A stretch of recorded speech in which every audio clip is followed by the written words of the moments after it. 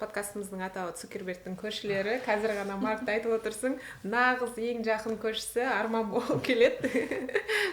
Қасында отырып жұмыс істеп, Мета қалай, Цукербергті қаншалықты күнде көресің, қаншалықты жақын жұмыс істейсің.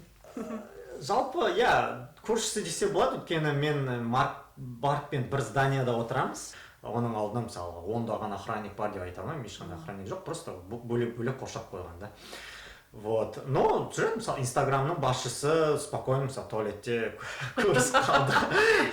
Ал осы AI-дың пайда болуы біздің қарапайым адамдардың, ғалымдардың емес, бизнесмендердің емес, қарапайым адамдардың өмірін қалай өзгертеді? Мысалға 5 жылдан кейін немесе 10 жылдан кейін біз әрқайсымыздың үйімізде бір робот қызметші болуы мүмкін бе? Біреу может хочет киім үтіктейтін робот. Ол вообще басқа робот, ол вообще басқа робот, чем тамақ дайындайтын робот. Мен қазір бір дилетант сұрақ қоямын. Роботтар адамзатты басып алуы мүмкін, біздің жаңағы искусственный интеллект, яғни жасанды интеллект адамның жауына айналуы мүмкін болашақта деген бір сондай бір crazy теориялар бар ғой. Сол қаншалықты негізі мысалы 2-3 ғасырдан кейін ба, білмеймін, 5 ғасырдан кейін ба, егер бұл дами берсе, шынымен де адамзатты басып алуы мүмкін. Бұл дилетант сұрағы емес вообще, потому что ғалымдардың арасында осындай диспуттар болады. Солай ма? Яғни эксперттердің арасында. Болашақта 100 жылдан 200 жылдан кейін білмеймін. Может, ол өзі даже рұқсат бермесең де хақ ететін, жолын тауып, ішінен нетіп, мысалға сондай бір жаман последствия алып келуі мүмкін шығар. ChatGPT-ге айтады екен де, ChatGPT оның басынан сипаған сияқты, жаным, күнім бәрі жақсы болады деген сияқты жауаптар береді де, соған адам мен роботтың арасында психологиялық бір байланыс туындайды. Олар шамалы қоп кеткен заттарды нетіп атқан сияқты менің ойымша. Алып келіп жатыр, Ара екеуміз де барып көргенбіз, сондықтан біз белый адамдар сияқты өмір Жоқ, это нормально, мне кажется, қазір менің ойым өзгеріп келеді, бірақ мен бұрындары мысалға Ақтөбеде өскен, 2000 жылдары Ақтөбеде өскен бала ретінде это өміріме ойыма келмейтін нәрсе да, это. И мен сол немен жасанды интеллектпен сырласам, психолог жасанды интеллектпен. И ол глюк болады да, ода. Айтады, мне кажется, ең жақсы шешім суицид жасау дейді да, мысалға. Ең үлкен қауіп қазір AI-дың ол не емес, там адам өлтіру немесе басқа, ол дезинформация. Біз аталар мен әжелерді жақсы көреміз, олар бізді жақсы көреді. Немесе бағана айтып отырмыз, автономды агенттер, виртуалды агенттер, да, сіз имейлда, например, әйеліңе ұрсатын имейл жазасыз, ол сізге бастығыңызға жазып жібереді сол имейлді, да, үлкен проблема болады да, мысалы. Бірақ әйеліңіз берсе тоже проблема болуы мүмкін негізі. Бастықтан да жаман проблема болуы мүмкін. Иә.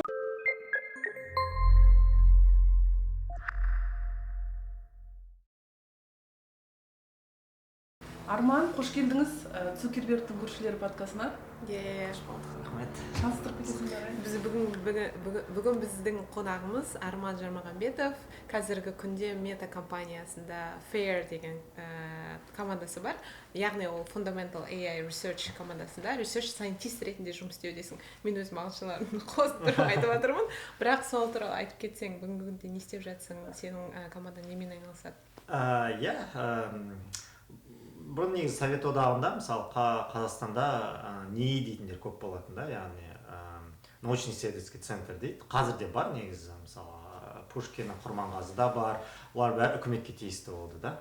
Енді ақш-та қазір енді үрдіс бойынша, жалғыз ақш-та емес, мысалы Яндекс командасы болсын Россияда, Қытайда мысалы DeepSeek командасы болсын, қазір үлкен корпорациялар болады, немесе хедж фонд болады, солардың өздерінің бір ғылыми бөлімшелері бар, өте бір сондай болашақта көп ақша алып келетін жобалармен айналысатын. Мысалға Google'дың X деген командасы болды, немесе DeepMind деген командасы бар, автопилотпен айналысатын болсын басқадан. Ол жақта көптеген ғалымдар жұмыс жасайды. Facebook'та да сондай бөлімшелер бар, ондай бөлімшелер бірнеше. Біздікі FAIR деп аталады, яғни Fundamental AI Research. Сол Facebook'тың ішіндегі бір кішкентай НИИ десек болады. НИИ жасанды интеллект бойынша жобалармен айналысамыз. Басқа бөлімшелер, мысалға виртуалды не бойынша, реальность бойынша нелер жасайтын очкилер, мысалы, олар да бір бөлімше. шамамен 400 адамдай, 300-400 адамдай бүкіл команда. Фейерда 300-400 адам? Иә, команда емес, ол организация болып есептелінеді. Мысалы, Google-дың DeepMind-да бұдан көбірек, мыңға жуық адам істейтін сияқты ол жақта, одан аспаса. Мен өзім IT саласынан алыс адам болғандықтан, негізі компьютер ғылымдарында да бір ғалым ретінде оны ғылым сияқты зерттеуге болады екен дегенге таң қалған негізі. Сіз мысалға ғалымсыз ғой, сіз IT-шник емессіз енді классикалық түрде, дұрыс қой? Иә, мен өзімді енді былай программист не ретінде санап, өйткені менің жолым содан басталды да. Бірақ иә, PhD қорғадым. Сондықтан сіз ғалымсыз, дұрыс па? Иә. Негізі ғылым дегенде біз мысалға көзімізге медицина, физика, биология сияқты, химия сияқты салаларды елестетеміз. Компьютерлік сайенста қандай ғылым болуы мүмкін? Нені зерттейсіздер? Иә, яғни сіз айтып отқан ғылым салалары, физика, математика, олар мынандай традиционный дейді ғой. Бұрыннан мысалға, яғни неше 10-шы ғасыр, даже осы 1000 жылдықтың басынан мысалы келе жатқан ғылымдарда оның бәрі де. Есептеуіш технологиялар, IT енді, қазақша есептеуіш технологиялар былай салыстырмалы түрде жаңа шыққан ғылым саласы. Өткен ғасырда шықты да. Ол ең басында мысалы математиканың бір прикладной бағыты дейміз ғой, орысша прикладной бағыты болып есептелді да. Яғни айтайын дегенім, ол математиканың бізге мысалы бір есептеулер жасау керек, бірақ ол есептеулерді біздер қағаз бетіне шығара алмаймыз да. По сути, бізге сол заманда бір үлкен калькулятор керек болды да, мысалы сол шифрларды расшифровка жасайтын. Содан шықты, содан үлкен бір сондай бум, соның потенциалын көрді да. Жайлап уақыт келе компьютер сайенс, яғни есептеуіш технологияларды зерттейтін ғылым ретінде бөлек шыға бастады да. Өйткені оның компоненттері көп болды да, олар былай қарағанда интердисциплинарлы ғылым саласы болып есептелді. Ең фундаментте математика тұрады, формулалар, соны есептеулер. Бірақ оған келіп физиканы қосамыз, өйткені немесе материалды сайенс дейді, соны қосамыз. Үлкен сұрақ, қалай есептеуді жасау керекпіз, қалай оны тезірек жасау керекпіз, қалай оны оптималды жолмен жасау керекпіз, және масштабты түрде қалай жасаймыз, және қандай проблемаларды есептеуіш технологиялар арқылы шешуге болады. Яғни бұл тек қана сайт жасау не емес қой, ол деген мысалға нені табиғаттың әртүрлі құбылыстарын модельдеу. Мысалға глобальный эффектті модельдеу, немесе спутниктағы суреттерді сараптау деген сияқты сондай сұрақтармен айналысады. Жасанды интеллектпен сіздер ғылыми түрде зерттейсіздер жасанды интеллект. Жасанды, яғни соғыстан кейін компьютер сайенс бөлек ғылым болып шықты. И бір үлкен ғылым болып пайда болды, оның ішінде кішкентай тармақтары болды да, пайда болып бастады. Яғни теоретикал компьютер сайенс дейміз, сети дейміз да, интернет, веб шықты 80-90 жылдары. Жасанды интеллект, сол енді ол да соғыстан кейін басталды деп есептелінеді, но үлкен бум болған кезі бұл сол 80-90 жылдардағы жасанды нейрондық жүйелер деген бір методты ойлап тапқаннан кейінгі кезеңді айтады көбіне.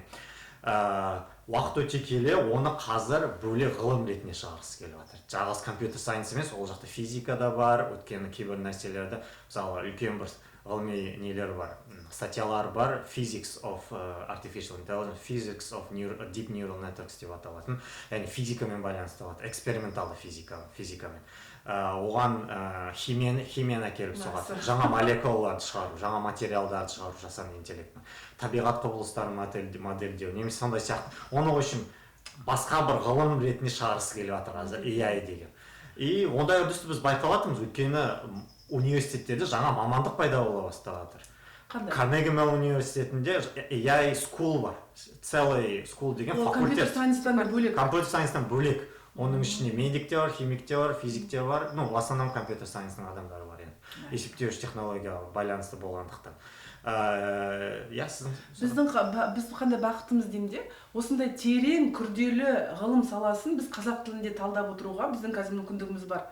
Бірақ сіз жалғыз адамсыз ба Қазақстанда осымен айналысатын? Жоқ, жалғыз емеспін. Қазақстанда бар онымен айналысатын. Назарбаев университетінде бар, Хусейн Атакан бастаған группа, олар мысалы ең алғашқылардың бірі болып, қазақ тілді үлкен тілдік модельді LLM дейміз ғой, ChatGPT сол LLM болса есептелінеді.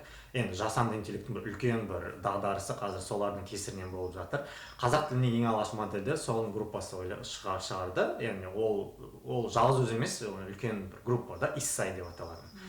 Бұл бір КБТУ-да бір адамды берем, ең аз дегенде, жоқ, 2 адамды білем, ең аз дегенде, сол бағытта айналысатын. Және Tidbits дейді, әрбір жерде бір кішкентай топтар бар, Қазақстанда айналысатын. Big Tech-те осында жүргендерден стартаптар бар, білем онымен айналысатын. Енді мысалы, Ерсұлтан, ол ғылыми бағыт болмаса да, енді сол айналада жүргендер. Бұлай енді именно осы кашаның ішінде бұлай қарағанда үлкен мысалы топты бастап, мысалы бір өте көп ауқымды ғылыми мақалалар жазып жүрген мысалы алдын қатарлы ондай нені білмеймін да. Мысалы бізде математикадан бар да, мысалы Қалбай атамыздың аты неде Wayne School'да қазір сабақ береді. Мысалы олар өзінің бір математиканың бір бағыты бойынша әлемдегі leading expert дейді ғой, алдын қатарлы эксперт болып есептелінеді. Физикадан білем, Австрияда бір қазақ топ бар. Енді бұл алдын қатарлы эксперт болмаса да, бір көрнекті эксперт, яғни бір ауқымды түрде ғылыми мақалалар жазады. Бірақ Қазақстанда осындай бір кішкентай нелер демесеңіз, ондай жоқ адамдар, которые мысалға бәрі пайдаланатын, бәрі цитировать ететін ғылыми мақалалар жазатын, я болмаса үлкен проектті бастап атқан, қазір санамағанда. Бар, бірақ аз, қысқа түрде жауап берсек. Соның өзінде бар болғаны қазіргі заманда қазақ тілінің LLM-нің құрылып жатқанының өзі бір жақсы жаңалықтардың бірі деп есептеймін. Себебі бұндай өзгеріс, әлемдегі бұндай өзгерістерді өткізіп алсақ, қазақ тілі мүлдем жойылып кетуге де бір шағы бар секілді. Себебі барлық ақпараттық әлемдегі барлық ақпарат қазір басқа тілдерде құрылып жатқаннан кейін болашақтағы балаларымыз бұның бәрін сол тілде ғана. Қазақ тілінің болашағы сонда не? Жасанды интеллектке байланысты бар ма? Неге мысалы ауылдарда қазақ тілінде сөйлей берсе, неге қазақ тілі жоғалып кетеді деп айтамыз? Себебі менің ойымша, сен өзің ойыңмен кейінде бөлсең болады, бірақ қазіргі күнде бәрі ақпаратпен байланысты болғаннан кейін балалар да қолдарына ұстаған девайстарды сол қай тілде берілген, сол тілмен үйреніп кетіп жатыр да. Сол себепті сіңіріп алу өте оңай, ал оны қайтадан үйрету қиындау секілді. Сол себепті айтып отырғаным, егер қазір болмай жатса, мүлдем әлі күнге дейін, онда шынымен де жаңағы күнделікті өмірдегі сөйлеп жүрген дәрежеден бөлек өспейтін де секілді, менің ойымша. Бір сондай мысал болды жақын арада. Жаңылмасам, это бір арабтың бір елінде, ұмытқам қай елінде екенін, Сауди Арабияның өзі ме екен, я болмаса қасындағы Бахрейн сияқты ел ме екен. Олар да қазір өзінің тілдік модельден дамытып келе жатыр. Мысалы, жақын арада жаңалық шықты, Mistral деген компания, француз, араб тілінде сондай не жасатты, LLM жасап шығарды. Мүмкін арабтың шейхтары көп ақша құйғанша бір елде, сол арабтың бір елінде соны ChatGPT сияқты олар бір приложение жасады ғой, соның негізінде, на основе этого дейді ғой. Статистика жүзінше жасөспірімдердің арасында араб тілінде сөйлейтін балдардың саны өскен, күрт өскен. Содан кейін 10-15%-ке десек болады. Яғни мысалы 1 миллион адам болса, 100 мың адамға больше стал по сравнению өткен жылмен салыстырғанда. Бір мысал ретінде бір жерден сондай оқып қалдым. Сол сияқты Арайдың айтқанын толықтай келісемін. Қазір цифрлық заман дейміз. Біздің бала-шағамыздың балаларымыз енді 30-40, білмеймін, 100% может соткада уақытын өткізеді. TikTok'ы бар, анау бар, ойындары бар, сабақтары бар да қазір күнделік бәрі қазір онлайн сияқты, яғни. Сондықтан ол нәрселердің бәрі ағылшын тілінде, орыс тілінде жасауға болады, жасай берсе болады, онымен ешқандай проблема жоқ. Бірақ оның болашақта проблемасы олардың бәрі сол тілде сөйлеп кетеді, өйткені олардың қабылдап жатқан информацияның бәрі басқа тілде. Бізге өзіміздің тілімізде не үшін мысалға президентімізде, мысалға басқа нелерде көрнекті адамдар цифровизация керек, бізге қазақ тіліндегі контентті көбейтуіміз керек, бізге қазақ тіліндегі мультфильмдер керек, мысалы Диснейден аударылған, бізге қазақ тіліндегі кинолар көбірек керек, әсіресе жасөспірімдер аудиториясын қамтитын андай не емес күрделі кино емес оңай нетілетін деген сияқты аударманы көп дубляжбен көп айналысуымыз керек өйткені цифровой контент бүкіл жерде қазір өкінішке орай кітаптан көп адамдар оқымайды көбіне цифровой контентті қабылдайды да сондықтан сол жақта біздің үлесімізді көбейту керекпіз ChatGPT қазір күнделікті біздің өмірімізге келіп жатыр адамдар жұмыста пайдаланады имейл жазуға мысалға даже қазақстанда әріптестерім я болмаса аға інілерім қарындастарым олар имейл пайдаланып жүр уже ағылшын тілінде орыс тілінде ең бір мысал ретінде басқа да заттарға да пайдаланады да сондықтан қазақ тілінде ондай нәрсе болған ол біріншіден экономик жағынан жақсы бізге екіншіден сол нелерге жақсы цифровой контент ретінде и үшіншісі кадр мәселесіне маңызды да біз ондай нәрсені өзіміз жасау керекпіз қазақ тілін жасау керекпіз өйткені бізге болашақта осымен айналысатын мамандар керек ондай мамандар ағашта өспейді да на дереве не растут дейді ғой оларды бізде өзіміз шығару керекпіз олар қалай шығады яғни бағана біз ғалымдармен сондай ғылыми мақалалар туралы сөйлестік қой яғни ғылыми мақала жасап жатқан қазір енді ғалымдар десек аз осы мәселе бірақ өте көп нелер бар стартаптар бар инженерлер бар соның айналасында жүрген Bookingте болсын Европада осында Bigtechте болсын сол қарамағында жұмыс жасап жүрген мысалға Gemini командасында бір жасап жатқан қазақ бар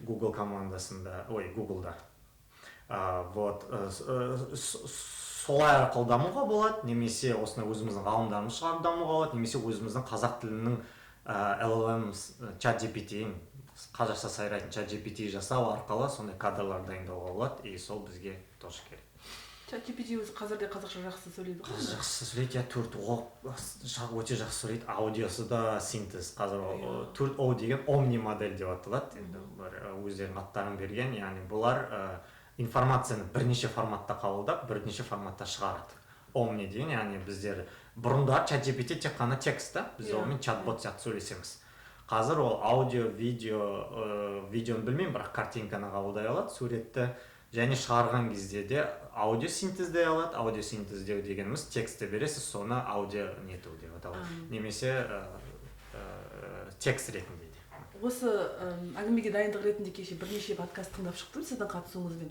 сонда осыдан 1-2 жыл бұрын жазылған бір подкастта сіз айтқан сіздер маңыздылығын талқылағансыздар да AI-дың дамуының және бір сол пойызбен салыстырғансыздар да пойыздың соңғы вагонына болса да секіріп үлгеріп қалайық үлгермесек ол кетіп қалады да біз әлемнің соңында артында қалып қоямыз деген бір сондай салыстырмалы теңеу айтқансыздар енді 1 жыл 1,5 жыл өтті сол сұхбаттан қазіргі күнде біз пойызға секіріп үлгердік па немесе аяғымызды қойып үлгердік па вагонға әлде жоқ па бағалап жібересіз бе қазақстанның осы жасанды интеллектке деген трендке менің ойымша бұл яғни нақты емес өйткені өте тез өте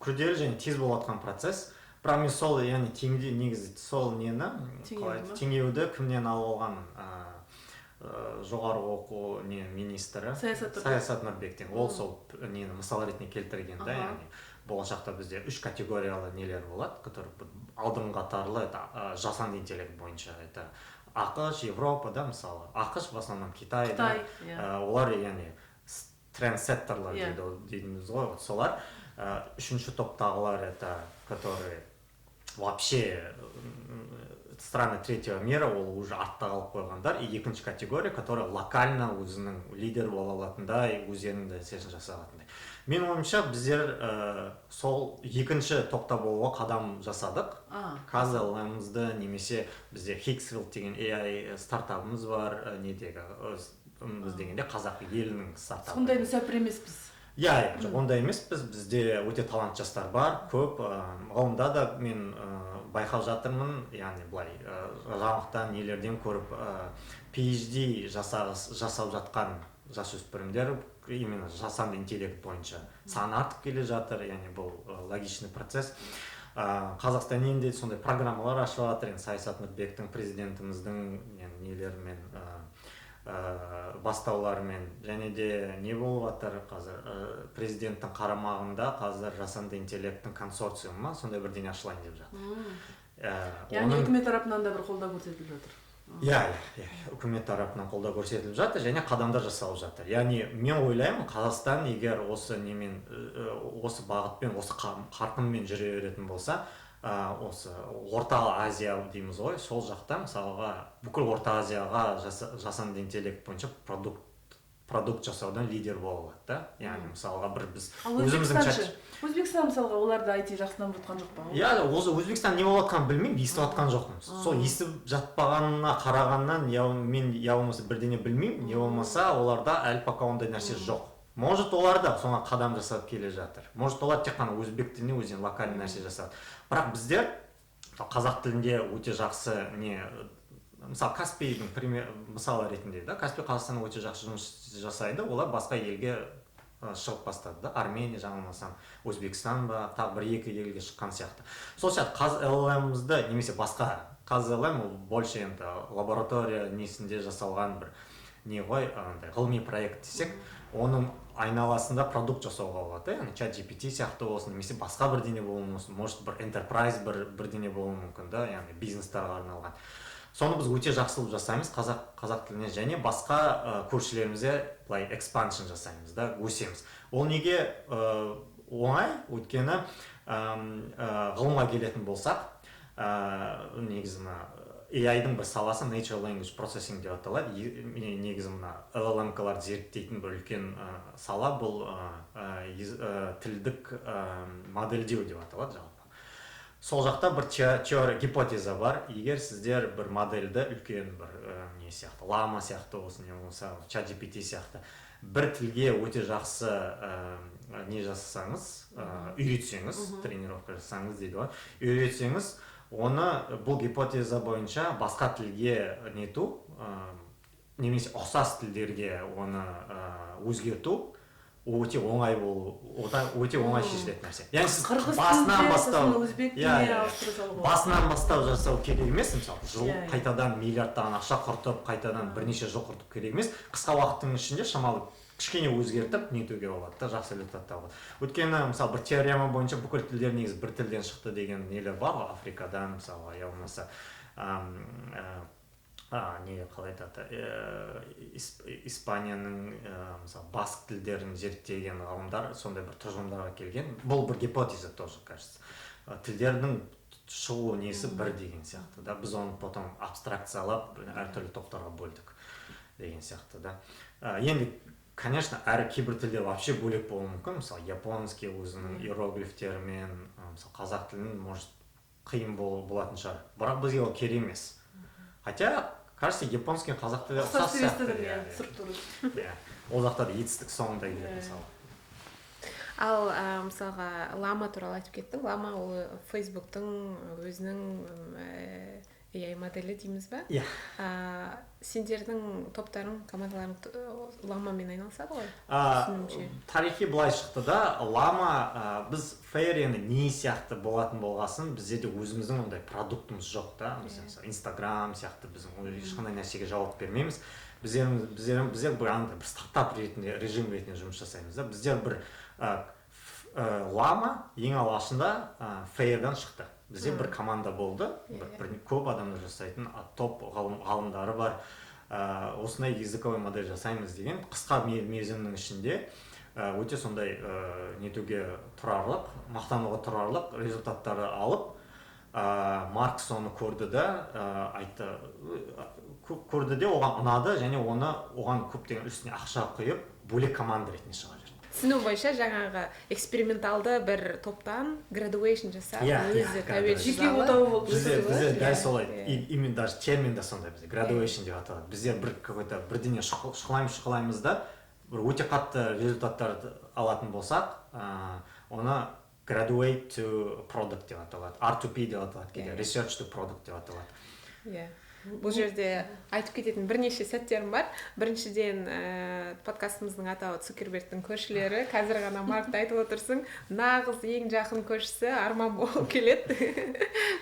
Қасында отырып жұмыс істеп, осы жерде тұрып дегендей, сол жұмыс саған өзіңе қалай сезіледі? Мысалы, Мета қалай, Цукербергті қаншалықты күнде көресің, қаншалықты жақын жұмыс істейсің?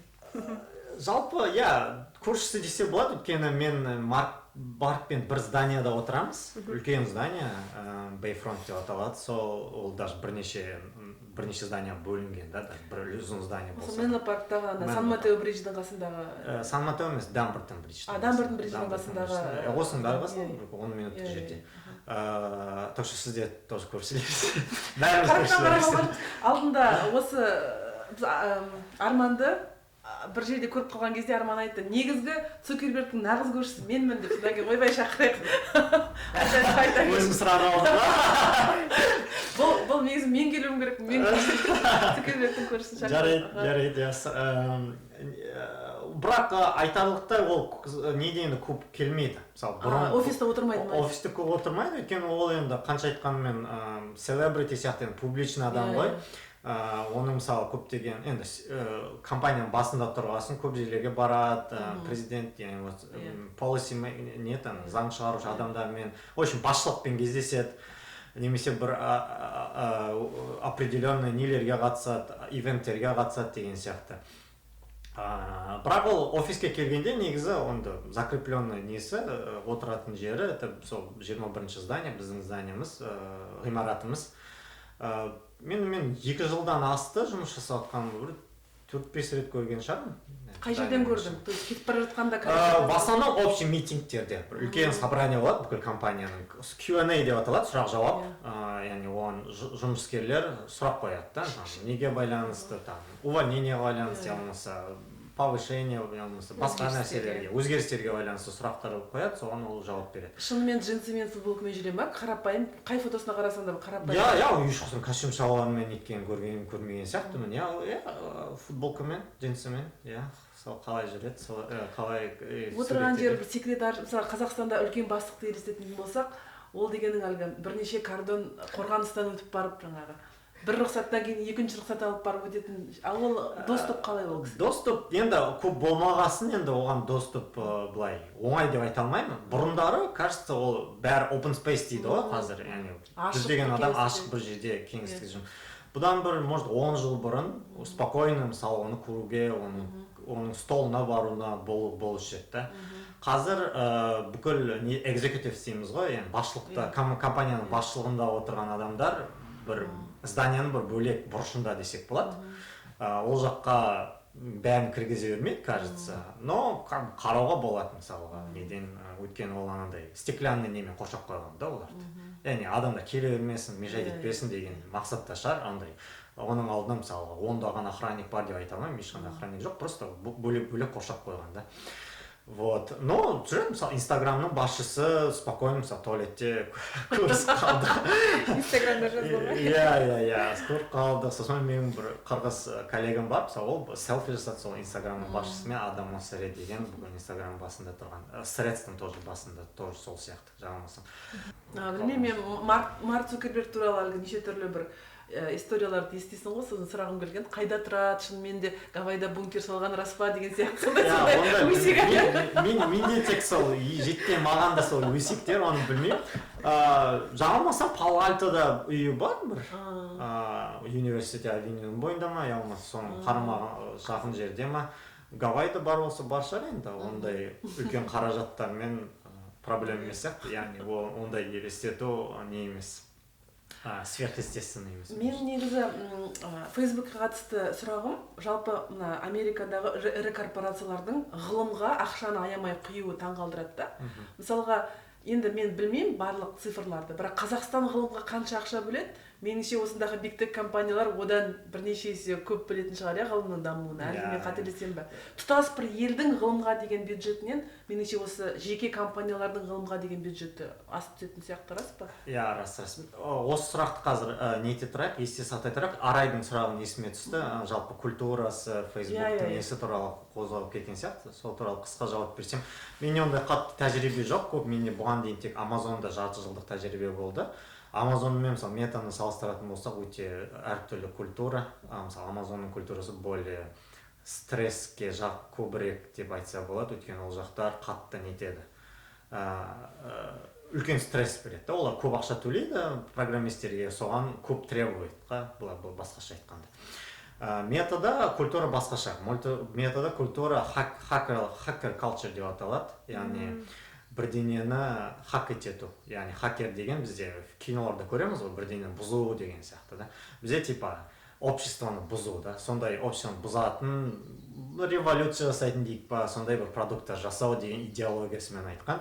Жұмыс енді аз емес, но Амазонмен салыстырғанда мысалы стресі мысалы азырақ десе де болады. Маған қатты ұнайды өзіме адамдар, коллегаларым, яғни тем более біздердің ғылыми бөлімшеде болғандықтан бізде как-то бұл изоляцияда ұстайды. Тек қана ғылымдар, мысалы фейерға болу үшін, research scientist позицияға өту үшін PhD болу керек, ең кем дегенде көбіне постдокпен келеді. И бәрі сонда MIT, Carnegie Mellon, Гарвард, немесе басқа сияқты топ жерлерден келген адамдармен өте көп үйренесің да, и өте олар бәрі анандай жан-жақты тәжірибелері бар, өте керемет адамдар, маған қатты ұнайды. Күн сайын негізі жаңа өзіме бірдеңе ашамын. Амазонда мысалы олай болмады, оларда ғылыми бір бөлімшелер бар, олар продуктпен араласып жатады да, ол әрдайым всегда. Мысалы ғалымдар шамалы ерке адамдар да, оларға бірдеңе үстінен келіп айтсаң, былай жасаң, олар как бы өздері тәуелсіздікке жақсы көріп үйренген адамдар, сол ең үлкен результат береді да негізі. Олар всегда продукттан бір какой-то заказ келеді, бізге мысалы мынандай бір қазір 10%-ке мынаны асыру керекпіз дейді да, скорость. И сіз как бы университет енді бітірген біреуге отчет бересіз да, мысалы деген сияқты да, кейбір адамның эгосына тиюі мүмкін деген сияқты. Вот сондай мелочтар болмаса, енді Amazon жақсы компания, вот сол так что ұнайды. Егер сол соңғы сұраққа қайтып оралатын болсақ, екі модель бар ғой негізі. Бұрынғы өткен ғасырдың основной моделі үкімет үлкен ақша ғылымға құяды, өйткені оның интерестері бар. Бірінші очередь это военный интерес. Гонка вооружения. Гонка вооружения, да. Космос, даже космосты алатын болса, это в основном гонка вооружения келеді, өйткені космосты игерген адам болашақта сол жақтан ракета ату мүмкін деген сияқты нелер болды да. Сондықтан олар көп ақша құйып келді. Қазіргі заманда да мысалға әлі күнге дейін космос программалары болсын, әлі де үкіметтің меншігінде да, ядерный мысалға, нуклеар, олар да тоже үкіметтің меншігінде сондай нәрсе. Жасанды интеллект ең алғашқы мысалы үкімет оны ондай военный нәрсе деп, әскери нәрсе деп көрмегендіктен, кажется, оны үкімет өз қарамағына алмады, ешқандай үкімет. Солай ма? Мен керісінше қазір әскери қызығушылықтары бар деп ойлап жүрмін. Қазір енді қазір шықты да, мысалға. Қазір енді әртүрлі, мысалы Трамп өзі көптеген ақша қойып неткісі келіп, Қытай мысалға тоже неткісі келіп жатыр. Бірақ мысалға әртүрлі кезеңдер болды да, неге жасанды интеллекттің қысы деген болды бір кезде 80-ші жылдары, когда бәрінде ең алғаш результаттар өте сондай обещающий болды да, бәрі қуанып кетті да, бірақ какой-то момент одан ары қарай нете алмай қалдық біз. Сондықтан наступила зима дейді ғой, в общем, жасанды интеллекттің қысы болды да 80-ші жылдары. Сосын бірақ сол кезде параллельно вычислительный технологиялардың именно тездік бойынша келетін болса, память болсын мысалға, тезірек есептеу, сол бағыт бойынша біздер нете бастадық та, жасанды интеллект, мысалы компьютер сайенс дамып бастады да. Сондықтан оказывается, бізге керегі көп вычислительной мощности, есептеуші технологиялардың тездігі, үлкендігі және көп мөлшерлігі. Сол бізге керек болды да, содан кейін екінші дағдарыс болды да. Соны ең алғашқылардың бірі болып компаниялар өздеріне түйіп алды. Google болсын, Microsoft болсын. Бизнес. Бизнес. Олар ең алғаш ретінде оптимизационный бизнес ретінде көрді да. Яғни біздің үлкен көптеген данныйларымыз бар, соны бір анализ жасау, немесе содан бір пайдалы нәрселерді шығару, немесе соны организациялау, немесе логистика мәселесі бойынша соған пайдалана бастады да. Яғни олар пайданың, яғни ең алғашқы солай бұл ғылыми концепті ақша алып келу керек екенін көрді да, сондықтан олар оны аямай ақша не әкеліп бастады. Ешқандай компания пожертвованиямен айналыспайды ғылымда. Олар ғылымға деген сүйіспеншіліктен жасап оны жасап жатқан жоқ. Мысалы, үкімет жалпы ғылымды дамыту для пользы общества деген нәрселер болуы мүмкін да. Компаниялар оған в первую очередь олар үшін профит, ақша. И екінші имиджный маркетинг. Ол біздер ғылымға көмектесіп жатырмыз, біздер деген статья жазып жатырмыз. Мысалы, Fair'дің бір үлкен несі, олар маркетингке көп пайдаланады. Мысалға, олар біздер бір ғылыми мақала жасап, олар сразу оны нелеріне салады. О, смотрите, біздер мы делимся, біздер деген нетіп жатырмыз, мақала жазып жатырмыз, ғылымға пайдамызды алып келіп жатырмыз дейді да. Болашақта енді білмеймін қандай модель жақсырақ екенін, мне кажется, үкімет тоже нету керек, бірақ үкіметтің несі аз да. Қалай айтады, олар бюджеті всегда аз болады да, мысалы олардың төлейтін зарплаталары ғалымдарға әшейінде азырақ болып келеді. Америкада өте жақсы, негізі грех жаловаться, бірақ басқа елдер, Қазақстан, Ресей мемлекеті болсын, ол жақтарда мысалы ғылыми қызметкерлердің жалақысы төмендеу болып келеді да, жалпы айтқанда. Совет одағына салыстырғанда мысалға. Және оған құйылатын ақшалар мысалы қазір қалай мысалы тілдік модельдерге көптеген нелер керек, серверлер керек да, миллиардтаған ақша тұрады олар. Оны мысалы жалғыз үкімет өзіне ала алмайды.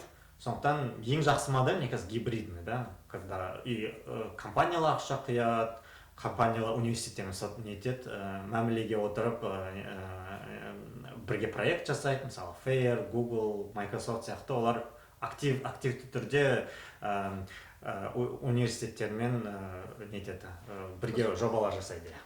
Қазақстанда жаңылмасам әлі күнге дейін бұл проблема. Кімнің интервьюлерін тыңдайтын болсақ, министрдің интервьюлерін тыңдайтын болсақ, әлі күнге дейін мысалға недропользованияның 5%-ын ғылымға бөлейік деген еще Назарбаев кезінде цель қойған, әлі ондай жоқ, 1% па, сондай 1-2% па, нақты данныйларын білмеймін, но өте аз құйылады. Министрдің үлкен бір қойған несі, оны мысалы алдыңғы 2030-ға дейін жаңылмасам 7%-ке дейін ба сондайға дейін көбейту. Өйткені алдыңғы дамыған елдерде, мысалы, ол премьер ретінде Сингапурды келтірді, Оңтүстік Кореяны келтірді деген, ол көрсеткіш сол 7% па сондайға келеді. Яғни үкіметтің ғылымға бөлетін ақшасы соған сондай да. Яғни ғылым деген таза ғылым, оның үшін теоретикалық ғылым, физика, химия, бүкіл нәрселер университеттерге кететін ақшалар да, яғни. Оның ішінде не де бар, R2P да бар, Research to Production. Егер бір профессор мысалға өзінің ғылымының негізінде стартап ашқысы келсе мысалға. Кремний алқабында ең алғаш стартаптар сондай стартаптар. Стэнфорд университетіндегі ғалымдардың? Ғалымдардың сол кремний бойынша алып ең алғаш компьютерларды жасаған Dell болсын, Hewlett Packard болсын ең алғаш соларды. Бүкіл әлем содан кейін өзгерді дейсің ғой? Қазір мектептің оқушылары қазіргі заманда ол да мүмкін. Бірақ мысалға енді осы құйылған қаражат туралы сөйлесіп жатырмыз. Қазіргі замандағы өзгеріс, бұл жерде кремний алқабында тұрып отырып, барлық инвесторлар AI модельдеріне ақша қойып жатыр. Оны даму үшін ол неде тұру керек? Серверлерде тұру керек, CPU, GPU. Сол себепті соңғы кездерде Nvidia бізде дамыды. Бәрі Nvidiaға, мысалға Ақсәуленің 13 жастағы ұлы Nvidiaның акцияларын алып, ол өсіп, одан күшті оқиға болды. Сізге жақында Nvidiaның акциялары құлады, оны стресс. Не себепті мысалға құлады? Себебі Қытайда өзгерістер болып жатыр. Өзіміз жақында оқығандай, бұл жерде жүргеннен кейін оны естімей қоймаймыз. DeepSeek деген модель шықты. Тіпті бір студент өзінің үйінде отырып қана жазып деген сияқты бір сыбыстар болсын естідім. Бірақ сенің білуің бойынша, сенің түсінуің бойынша бұл оқиға қалай болды? яғни соншама қаражатты құю ол Иә. ақталды ма жоқ па да, негізі Қытайда гаражда отырған адамдар жасап білсе деген сияқты. Егер сол қысқа уақытта үйретіп, ондай мүмкіндіктер болса, аз ресурс керек болса, онда біз бұл жерде неге миллиардтап құйып жатырмыз деп, қайтадан Nvidia-ның акцияларының бәрі түсіп, кішкене краш болды бұл жерде, иә, мне кажется, сол медианың ненің историялары оның бәрі, что гаражда. Жоқ, гаражда мен ойдан шығарып отырмын. Жай ғана миллиондаған доллармен. Олар отчеттары бойынша, олар бүкіл тренировканың жалпы жұмсаған қаражаты шамамен $6 миллион. Алған результаттары, нәтижелері ChatGPT-дің несіне келеді, өте пара-пар, ламадан асып түседі деген сондай тұжырымдамаға келді.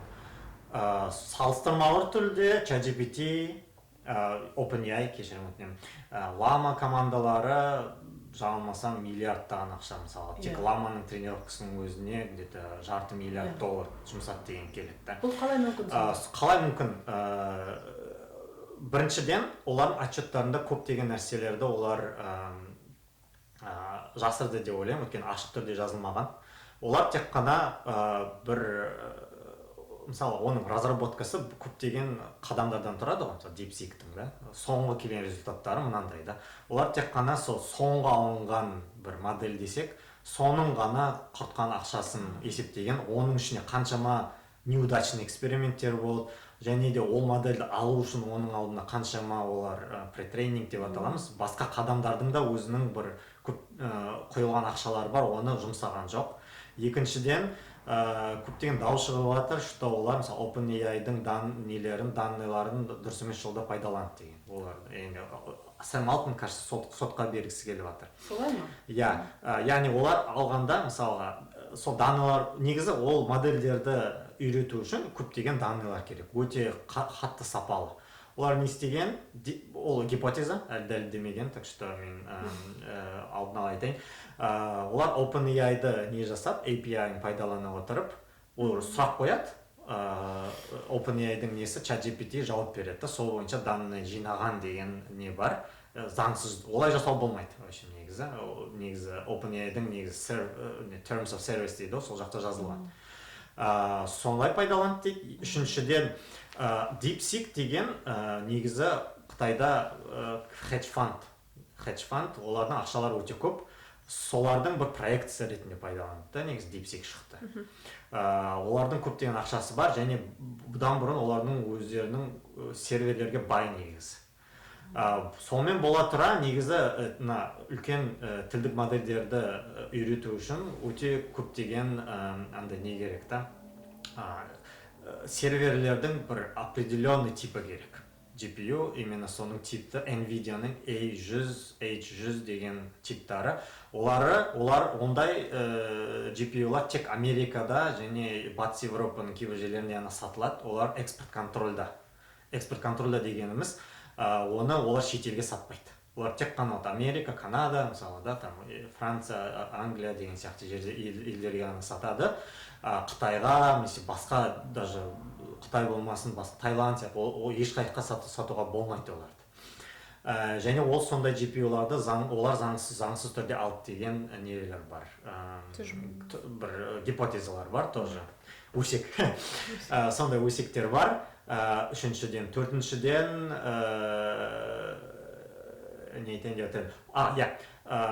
олардың сондай ақша аз құртқанының себебі тағы да бір, даже егер солар 6 миллион құртса, олар уже мына модельді, қазір тренировка, осыған дейін шыққан модельдердің негізінде жасалды. Яғни мысалға қандай пример келтірсек болады.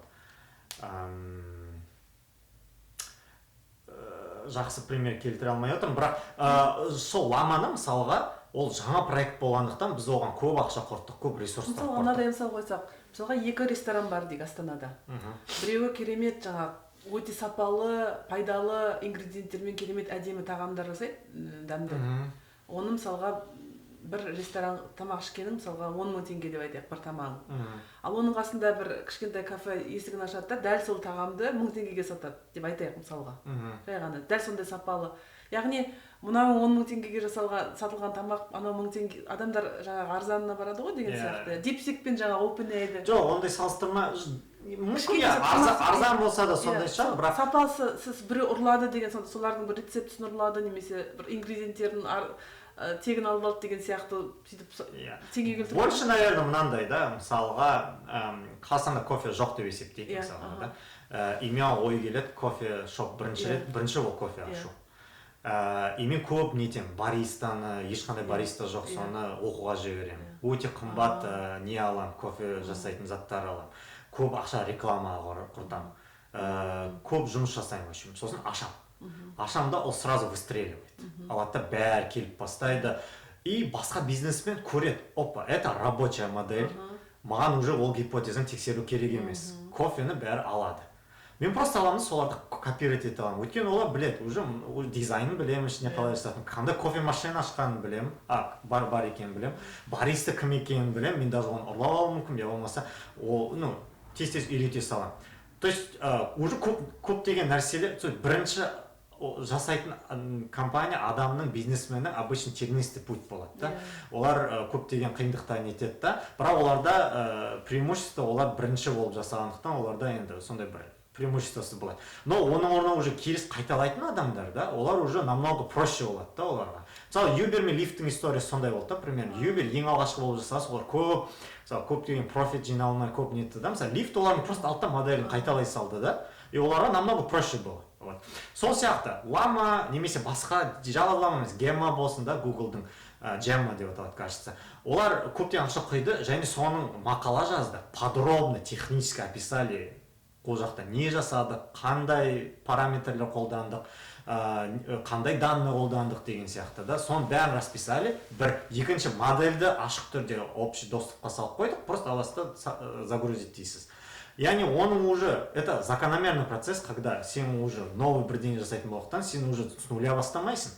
Сен уже готовый нәрсеге жасайсың, сен уже көптеген эксперименталды түрде гипотезаның бәрін уже жоққа шығарып, уже сразу мысалы нені фокус жасаған керек. Мысалы олардың фокуста reasoning болды да. Reasoning деген ой толғау ма қазақша. В общем, ой толғау, яғни мысалға 5 жердегі 5-ім дегенді 5 жердегі 5 есептеп бер десең ChatGPT-ге сұрасаңыз, ол бұрынғы версиялары 25 деп есептесең жауабын қайтарады да. Қазіргі тренд жаңадан болып келе жатқан тренд, это reasoning модельдер, ой толғау модельдері, олар тек қана жауап бермейді, неге олай болғанын еще жауап. Неге 25? Неге 25? Я, мысалы, 5, өткені бізде 5 алма бар, мысалға 5 жәшік бар, әрқайсында 5-5 алмадан бар. Соның бәрін қосып шықсаң 25 шығады деген сияқты. Вот. Сондай как бы сізге пример, яғни 25 деген слишком простой шығар, оны просто қайтаратын шығар. Но мысалы өте логически, судоку сияқты бірдеңе сұрасаңыз, или бір пазл сияқты бір есептеп берсеңіз, түсіндіріп береді. Немесе олимпиада, немесе код бойынша мысалы.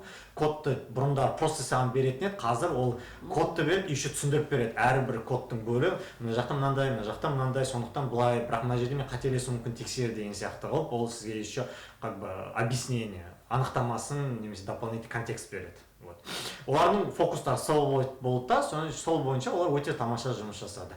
Мен ойлаймын, олар жасаған жұмыстары өте жақсы, олар жалпы адамзатқа пайдасы үлкен болады, олар еще мақала жазды тоже, олар енді ерте мысалы қазір Австралия немесе басқа жерден DeepSeek деген бірдеңе шығады, ол мысалы одан сайын 1 миллион доллар құртты дегеніміз да. Немесе Llama 4 шығады, который тоже кішкене ақша құртты, ол деген сондай бір табиғи процесс.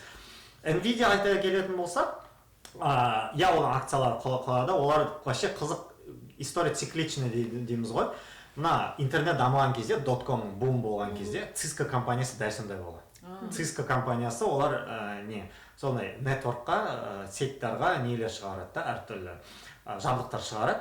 Және интернет заманы бум болғаннан кейін олар нетіп кетті да, сразу дамып кетті, акциялары өсті, миллиардтаған, сразу өте бай компания болып кетті. Nvidia да дәл сондай да, Nvidia олар ойынға арналған нелер шығарады, жабдықтар нелер, видео ойындарына арналған немесе басқа видеоға байланысты, контентке байланысты. Сосын нейронный сеттер келді да, оны соған біреу ең алға шықты, Алекс Крижевский деген ойынға арналған серверге өзі код жазып шықты, өте low level, үлкен жұмыс. И практикалық жолда өте тиімді екенін көрсетті да, содан кейін үлкен бум болып кетті, NVIDIA-ның акциясы ракета сияқты шығып кетті. Бабл болып кетті, пузырь ғой? Кейбір айтады пузырь деп, мен білмеймін, енді экономист емеспін, но кейбір адамдар айтады, что бұл пузырь, көптеген инвесторлар AI-дің не екенін білмейді, шыны керек, сондай сияқты. И ақшаны қайдағы жоқ проекттерге құйып жатыр деген сияқты да, яғни просто AI деген сөз болса, хайп болып, ойына мода екен деп па? Осы модаға байланысты оның бәрі неден шықты? Мысалға айтып жауыр болған сөз AI-дің пайда болуын, интернеттің пайда болуымен салыстырады, мобильді смартфондардың пайда болуымен салыстырады, компьютердің пайда болуымен, яғни типа әрбір бірнеше жыл сайын үлкен бір технологиялық прогресс болып жатыр. Соның бір қазір AI-ды игермесек, біз пойыздан қалып қоямыз деген сияқты. Соны түсіндіріп айта кетіңізші, Арман. Мысалға компьютердің пайда болуы біздің өмірімізді қалай өзгерткенін біз жақсы білеміз. Электронды кітап оқи бастадық, Word документ, қарапайым адамдарға айтамын. Немесе мобильді смартфонның пайда болуы біздің өмірімізді қалай өзгерткенін білеміз. Қазір мен мұнда Палуальтода отырып, Қазақстанды мен видеомен сөйлесе аламын деген сияқты. Интернеттің пайда болуы да солай біздің өмірімізді қатты өзгертті. Ал осы AI-дің пайда болуы біздің қарапайым адамдардың, ғалымдардың емес, бизнесмендердің емес, қарапайым адамдардың өмірін қалай өзгертеді? Мысалға 5 жылдан кейін немесе 10 жылдан кейін біз әрқайсымыздың үйімізде бір робот қызметші болуы мүмкін бе? Әлде сондай бір нақты бір маған сондай бір не деп бересіз? Не үшін қарқынды, не үшін солай айтып жатыр? Инвесторлар болсын, сол Марк немесе басқа нелер, компанияның басшылары болсын, надежда сондай. Надежда болашақта жасанды интеллект, үміт, интернет сияқты немесе жаңа компьютер сияқты бір жаңа бір революция жасайтын нәрсе болу. Яғни бұл біздің күнделікті өмірде пайдаланатын нәрсе. Ол яғни робот, оның ішіне кіреді. Сол жасанды интеллект толықтай автономды болатындай роботқа жасай аламыз сол арқылы. Это world модельдер деп атайды, немесе физикалық модельдер дейді. Сол үлкен AI жасанды интеллект пайдалана отырып, алманы алып кел деген сондай простой нәрсені алып келген робот. Ыдысымды жушы десем барып, жарайды, білмеймін, кірімді жуып берсе барып кірімді алып, стиральный машинаның ішіне салып, басып тұратындай сондай кәдімгі. Сондай. Ол мүмкін да? Қанша жылдың ішінде? Мүмкін деген, мен қазір үмітті айтып жатырмын да, яғни үміт, инвесторлардың үміті. Более приземленный нелерді келетін болса, ол да үміт. Это, мысалы, агенттер дейміз да, мысалы, 25-26 жылдардың тағы да үлкен трендтері, это жасанды интеллект агенттері деп аталады. Робот это бір мысал физика, ол әлі қиындау сияқты, өйткені оған көптеген разрешениялар керек, ол деген бір менің мына сұраққа жауап беретін болсақ, тез менде бір жарты ғасыр керек шығар оған. Ол мысалы бір келесі жыл болатын нәрсе емес. Бізге ол бойынша жақсы қадамдар бар, бірақ робототехникада мысалы ChatGPT, мысалы чатбот, мынандай бір салыстырғанда әлі көп жұмыс жасау керек. Ол деген жалғыз алгоритмдер емес, ол жақта біздер физикалық нелер, жабдықтар, батарейкалар болса. 90 жылдары мысалға маған біреу айтса, 92 жылы да, мен кішкентай баламын. Ертең 10 жылдан кейін әрқайсының қолында телефон болады, сен сөйлесесің деп сенбейтін едім. Сол сияқты 10 жылдың ішінде өзгеріп кетті ғой. Сол сияқты неліктен ол елу? Бұл енді хорошо, смартфондар шамалы басқа нәрсе болуы мүмкін, өйткені оның интеграциясы өте оңай болды да. Біз компьютердің не түрі, кішкентай не түрі деген сияқты да. Оның қолданысы бір да, негізі. Бір дегенде телефон и және қалтада компьютер ретінде біз оны білеміз да, интеграция. Ал анандай роботтар, олар тривиалды емес да. Олар мысалы біреу может хочет киім үтіктейтін робот. Ол вообще басқа робот, ол вообще басқа робот, чем тамақ дайындайтын робот. Это же вообще разные вещи, да. Сотка это более-менее бір нәрсе жасайды да, мысалға.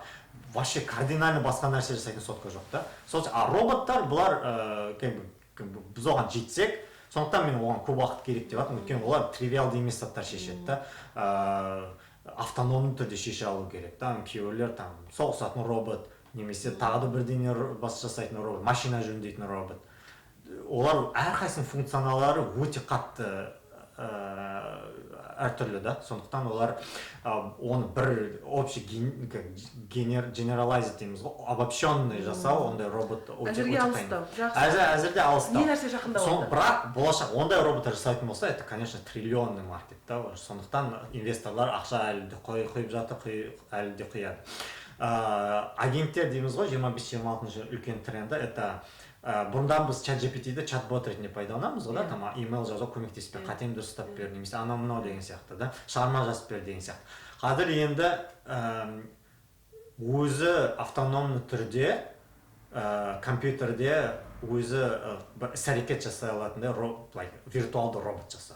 Яғни сіз айтасыз, тек қана маған имейлдің текстін емес, мен имейлді алып, еще біреуге жіберу керекпін деген сияқты, маған имейл жазып бер дейсіз да. Мына кімге, мысалы, Арай Сабыржанға, оның адресі мынандай, оның мынандай тақырып бойынша имейл жазып бер. Ол ашады, имейл клиентті ашады, Gmail деп тереді, новое письмо деп басады кнопканы, оның ішіне тексті жазады, адресантты жазады, отправить деген кнопканы басады. Машинада келіп кезде, қолың бос болмаған кезде айтасыз ғой, мысалға, сообщение жібере сал деген сияқты, сол сияқты. Иә, дәл сол сияқты. Сообщение жібере сал, более күрделі нәрсе. Немесе Қазақстанға маған билет алып бер. Ол менің карточкама сонда доступы бар.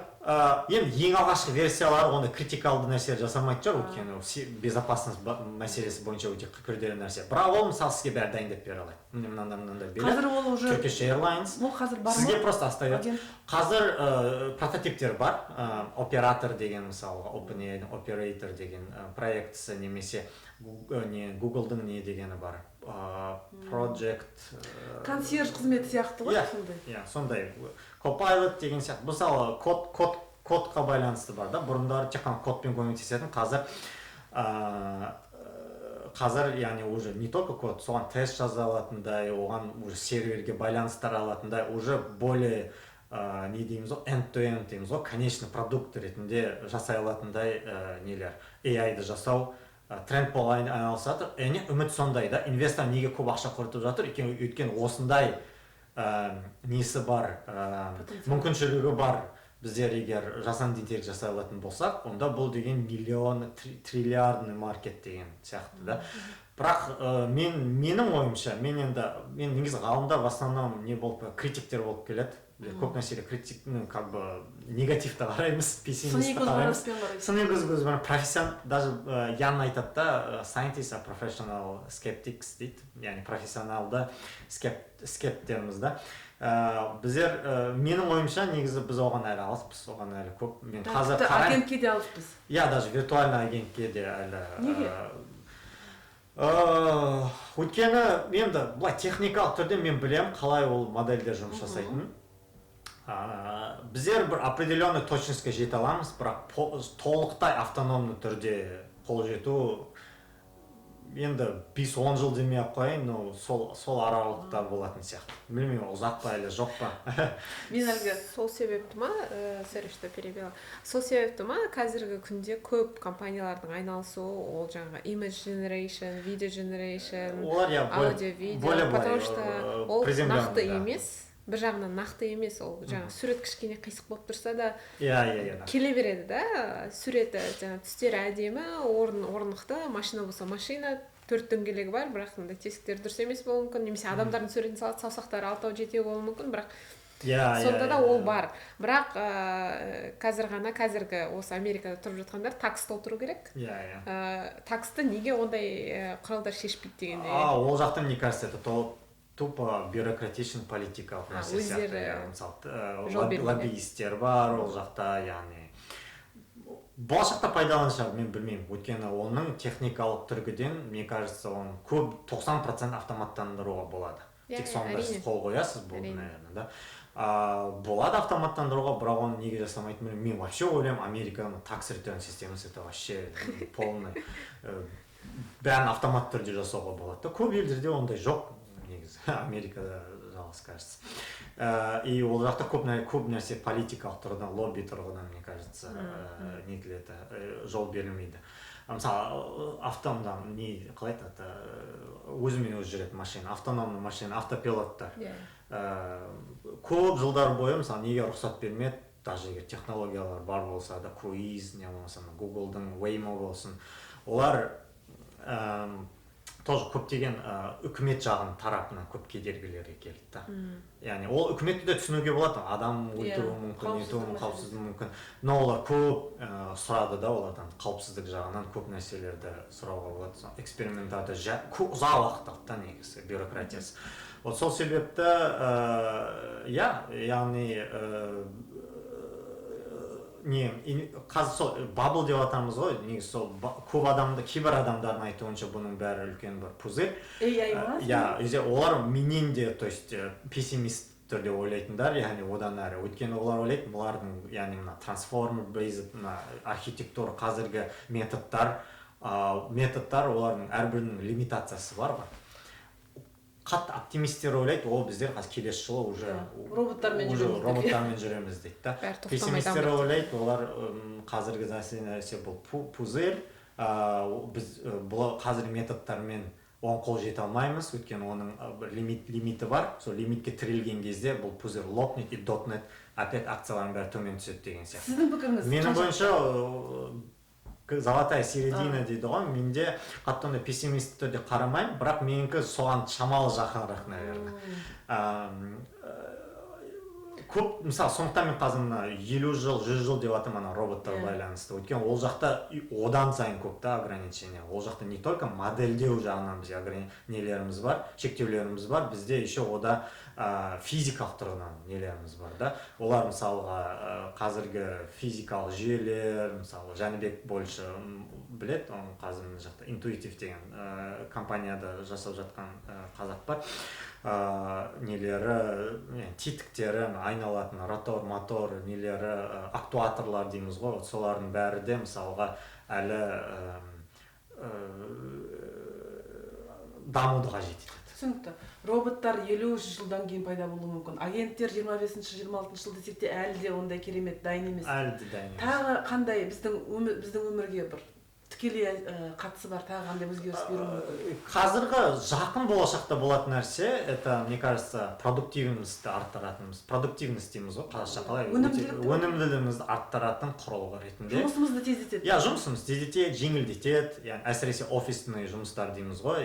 Имейл жазу болсын, аударма, немесе қате түзеу, немесе код жазуда көмектесу. Өмірімізді ыңғайландырады. Өмірімізді ыңғайландырады, оның сапасы арта түседі деп ойлаймын. Немесе немен әртүрлі творчествомен айналысатын әріптестеріміз, не дейміз ғой, бағанағы ара айтып өткендей видео жасайтын, немесе картинка жасайтын. Бірақ менің байқауымша, мен ол жақтан эксперт емеспін, бірақ соңғы бір жылдары қатты активный болмай жатқан сияқты. Мысалы, Сора деген қатты шықты, мысалы, кезіне дүркіреді. Но потом жалып қалды қайтадан, қазір олар бір тестовый, шамалы, как бы хайп как будто басылып қалған сияқты да. Хиксвилл, немесе басқа да бір стартаптар бар, сонымен айналысатындар. Қатты ондайды байқамаймын да.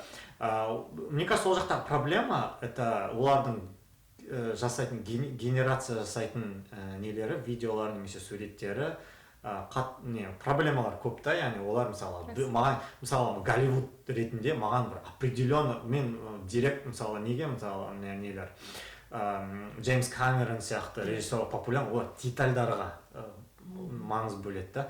Общая картина любой көшедегі режиссер жасай алады. Маған детальдар маңыз дейді. Маған ол мысалы 2 ай күткен Леонардо Ди Каприо мен ана кімнің несін определенный закат болуы, мысалы 2 ай күткен, уақыт күткен, чтобы сондай болатындай. Перфекционист адам. И олар мысалға жазады, мысалы маған осындай видео керек та, мысалы сгенерирование, егер ол пайдаланып болса. Онда бір пиксель ұнамай қалса, суретте оларға это не пойдет деген сияқты да. Поэтому ол жақта да определенный жұмыс жасалу керек сияқты, мне кажется.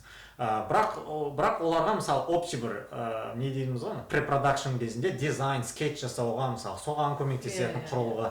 В общем, основной, как бы, мне кажется, бэт дейді ғой, направление, көп, мысалға, который реалистичный, прагматичный дейміз ғой, это сол нету. Продуктивность арттыратын, өмірімізді жеңілдететін, көмектесетін бір виртуалды немесе сондай құрылғылар. Мен қазір бір дилетант сұрақ қоямын. Сіздер енді осы сала мамансыздар ғой, мен қарапайым халықтың өкілі ретінде осы жерде негізі болашақта осының бәрі дамып жаңағы sci-fi фэнтези сияқты болып кетті. Роботтар адамзатты басып алуы мүмкін.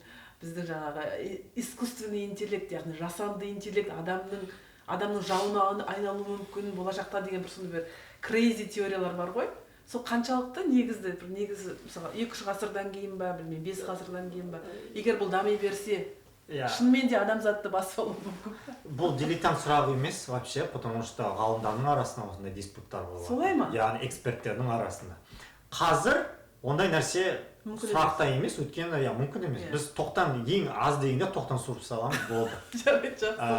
И еще олар біздің өмірімізге қатты интегралданмағанда, біз қатты сондай влияние жасайтындай. Біз оған бірақ егер болашақта мысалға жасанды интеллектті бір критикалық жерлерде пайдаланатын болсақ, мысалға пуск ядерных ракет деген сияқты.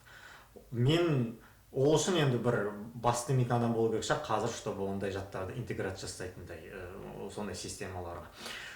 Болашақта 100 жылдан 200 жылдан кейін білмеймін. Может, ол өзі даже рұқсат бермесең де хак етіп, жолын тауып, ішінен нетіп, мысалға сондай бір жаман последствия алып келуі мүмкін шығар. Қазір бір локально бізге бір қауіп төндіретін заттар болуы мүмкін. Яғни бұл автономды түрде машиналар мысалға бір жерде глюк болып, немесе сетін етіп, адам басып кету деген сияқты. Сондай нәрселер болуы мүмкін. Немесе бағана айтып отырмыз автономды агенттер, виртуалды агенттер, да, сіз имейлда, например, әйеліңе ұрысатын имейл жазасыз, ол сізге бастығыңызға жазып жібереді сол имейлді, да, үлкен проблема болады, да, мысалы. Бірақ әйеліңіз берсе тоже проблема болуы мүмкін негізі. Бастықтан да жаман проблема болуы мүмкін. Так что, может, ты хорошо, да? Жазбай қойыңыз. Вот, әйел солай шешу мүмкін шығар. Әйелің сен жібермей үлкен проблема болады, одан бастығына жібере салайын. Из двух зол деген сияқты. Вот, сондай нәрсе болуы мүмкін, бірақ опять-таки оған біз енді қауіпсіздік мысалы мен соңғы ғылыми бағытым сол қауіпсіздікке байланысты. Соны агенттердің сондай жасанды интеллект системаларының қауіпсіздігі бойынша жұмыс жасап жатырмыз. Және бұл үлкен қауым негізі, ол жақта да өзінің ғалымдары бар. Яғни біздер 80-ші жыл, одан да ары қарай бізде механизмдеріміз бар да, protection дейміз ғой, қауіпсіздік қамтамасыз ететін механизмдеріміз бар. Олар 100% бермейді ешқашан. Бірақ 99.9 бір немен механизмде жұмыс жасауы мүмкін да. Біздер жасанды интеллект жағын моделін ішіне орнатамыз ондай қауіпсіздіктерді. Және оның сыртында оболочка дейміз ғой да. System level protection дейді, соның айналасына қоршап тастаймыз да. Былай жасайтын болсақ, мысалы немесе бір определенный қауіп, немесе бір жаман біреулер да, хакерлер атака жасағысы келсе, олардан қауіпсіз, оның бірнеше сатылары бар, оның бірнеше нелері бар, тоже қадамдары бар да. Және жақын болашақта олардың бәрі де қауіпсіздік қадамдарын бәрі бізді қауіпсіздікте ұстайды. Онымен ешқандай нем жоқ. Сондықтан қазір енді основной упор неге кетіп бара жатыр да, фокус неге? Дәлдікке, оларды системаларды жақсартуға деген сияқты заттарға нетіп жатыр. Болашақта егер олар өте магическим образом қатты жұмыс жасап, яғни біз бір сондай системаға жететін болса, сіз айтып жатқаныңыздай, ол білмеймін, бір ғасырдан не болатынын білмеймін. Сол кезде сол заманның адамдары айналсын ол проблемамен. Біздің проблема емес па? Біздің проблема қазір сондай технологияларды жасау. Жаңа модельдерді үйретіп, қандай жолмен болса да сол мақсатыңа жетуің керек деген бір команда берсең, ол жаңа моральдық тұрғыдан кейбір нәрселерді аттап өтуі мүмкін ба деген сұрақ қой. Сондықтан шынымен де ол рас па білмеймін, жаңағы шнурды тоқтан алып тастайтын адамның позициясы бар деп естіген. Просто біздер какой-то момент сол сұрақты көп, мысалы Байденнің администрациясында көп нелер болды, жарлықтар шықты, AI системаны көп нету керексіздер, қорғау керексіздер. Мысалы сіздің бағанағы сұрағыңызда, яғни болашақ қауіпсіздігі байланысты Йошуа Бенджо деген көрнекті ғалым бар, Тьюринг, негізі осы Йошуа Бенджо, канадский ғалым, Тюринг несін алған, призін алған, это біздің компьютер сайенс бойынша Нобель сыйлығы сияқты болып есептелінеді. Сол бір бастаған инициатива бар, яғни несі, заң тұрғыдан шектеулер енгізу. Қандай шектеулер екенін нақты білмеймін, но бір белгілі бір шектеулер енгізу AI системаларға. Мысалы, мынандай тұрғыда біз AI система пайдаланамыз. Мысалға, военный жақтардан вообще AI системаны пайдаланбайық деген мысалы нелерді енгізу. Бұл қаншалықты Қытай қаншалықты келісе қояды. Иә. Сол, мен айтайын дегенім, біз бір сондай бір мерзімде, бұдан 1-2 жыл біз қауіпсіздікке өте көп көңіл бөліп кеттік та. Ана не жағын шамалы ұмытып, дәлдік, системаның өзінің фундаменталды заттарына ұмытып, қауіпсіздікке көп көңіл бөліп кеткеннің кесірінен бір себепті, может, DeepSeek біз тез қылып жетті да. Өйткені DeepSeek вообще оның статьясын ашып қарасаңыз, олар қауіпсіздікке вообще көңіл бөлмеген. Чуть-чуть қана көңіл бөлген, тек определенный заттар. Но олар упорды тек қана сол дәлдікке, тездікке, немесе сондай показательдерге, көрсеткіштерге неткен, фокус жасаған, и тез арада, а пока біздер мұнда қауіпсіздікке қатты көңіл бөлгендіктен. Бірақ мен ойлаймын енді, опять-таки, орта жолда болу керек, қатты қауіпсіздікке слишком кетіп қалмау керек, но в то же время оны вообще ұмытуға тоже болмайды. Арай жаңа айтып кетті ғой, моральдық тұрғысынан деп. Негізі осы жасанды интеллекттің дамуы біздің қоғамды, әлеуметті қалай өзгертеді деген сұрақта маған қызық та. Негізі жаңа агенттер мысалға біздің досымыз сияқты болуы мүмкін, иә. Біз сырымызды айтып, құпиямызды айтып, подружкамен сөйлескен сияқты. Немесе тіпті қазір естідім, кейбіреулер ChatGPT-ді психотерапевт ретінде қолданады екен.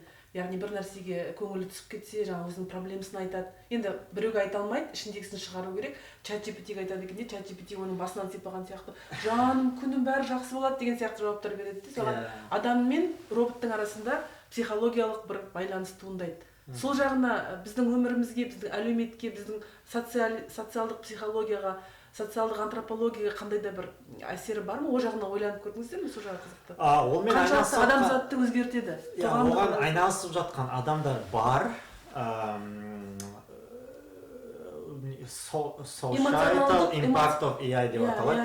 Үлкен бұл бағыт, онымен айналысып жатқан фейрда да, басқа жақтарда да нелер бар, командалар бар.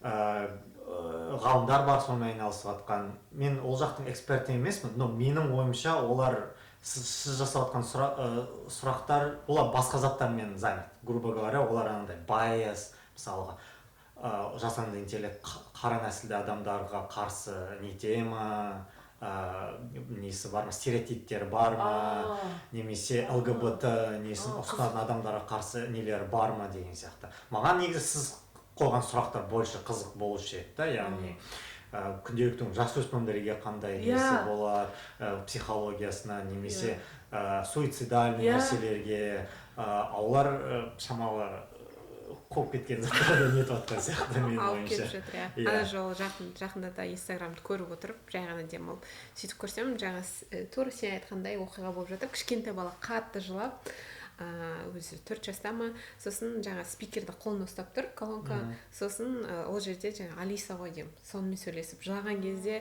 жаңа Алиса дейді да, сосын Алиса болса оны тыныштандырады. Мен сені тыңдап тұрмын, не сезіп тұрсың, қалайсың, қазір саған күшті бір жақсы өлең қосып берем, үйтем-бүйтем, сөйтіп баланы тыныштандырып, анау күліп, ана жерде жақсы болды. Ата-анасы қасында тұр.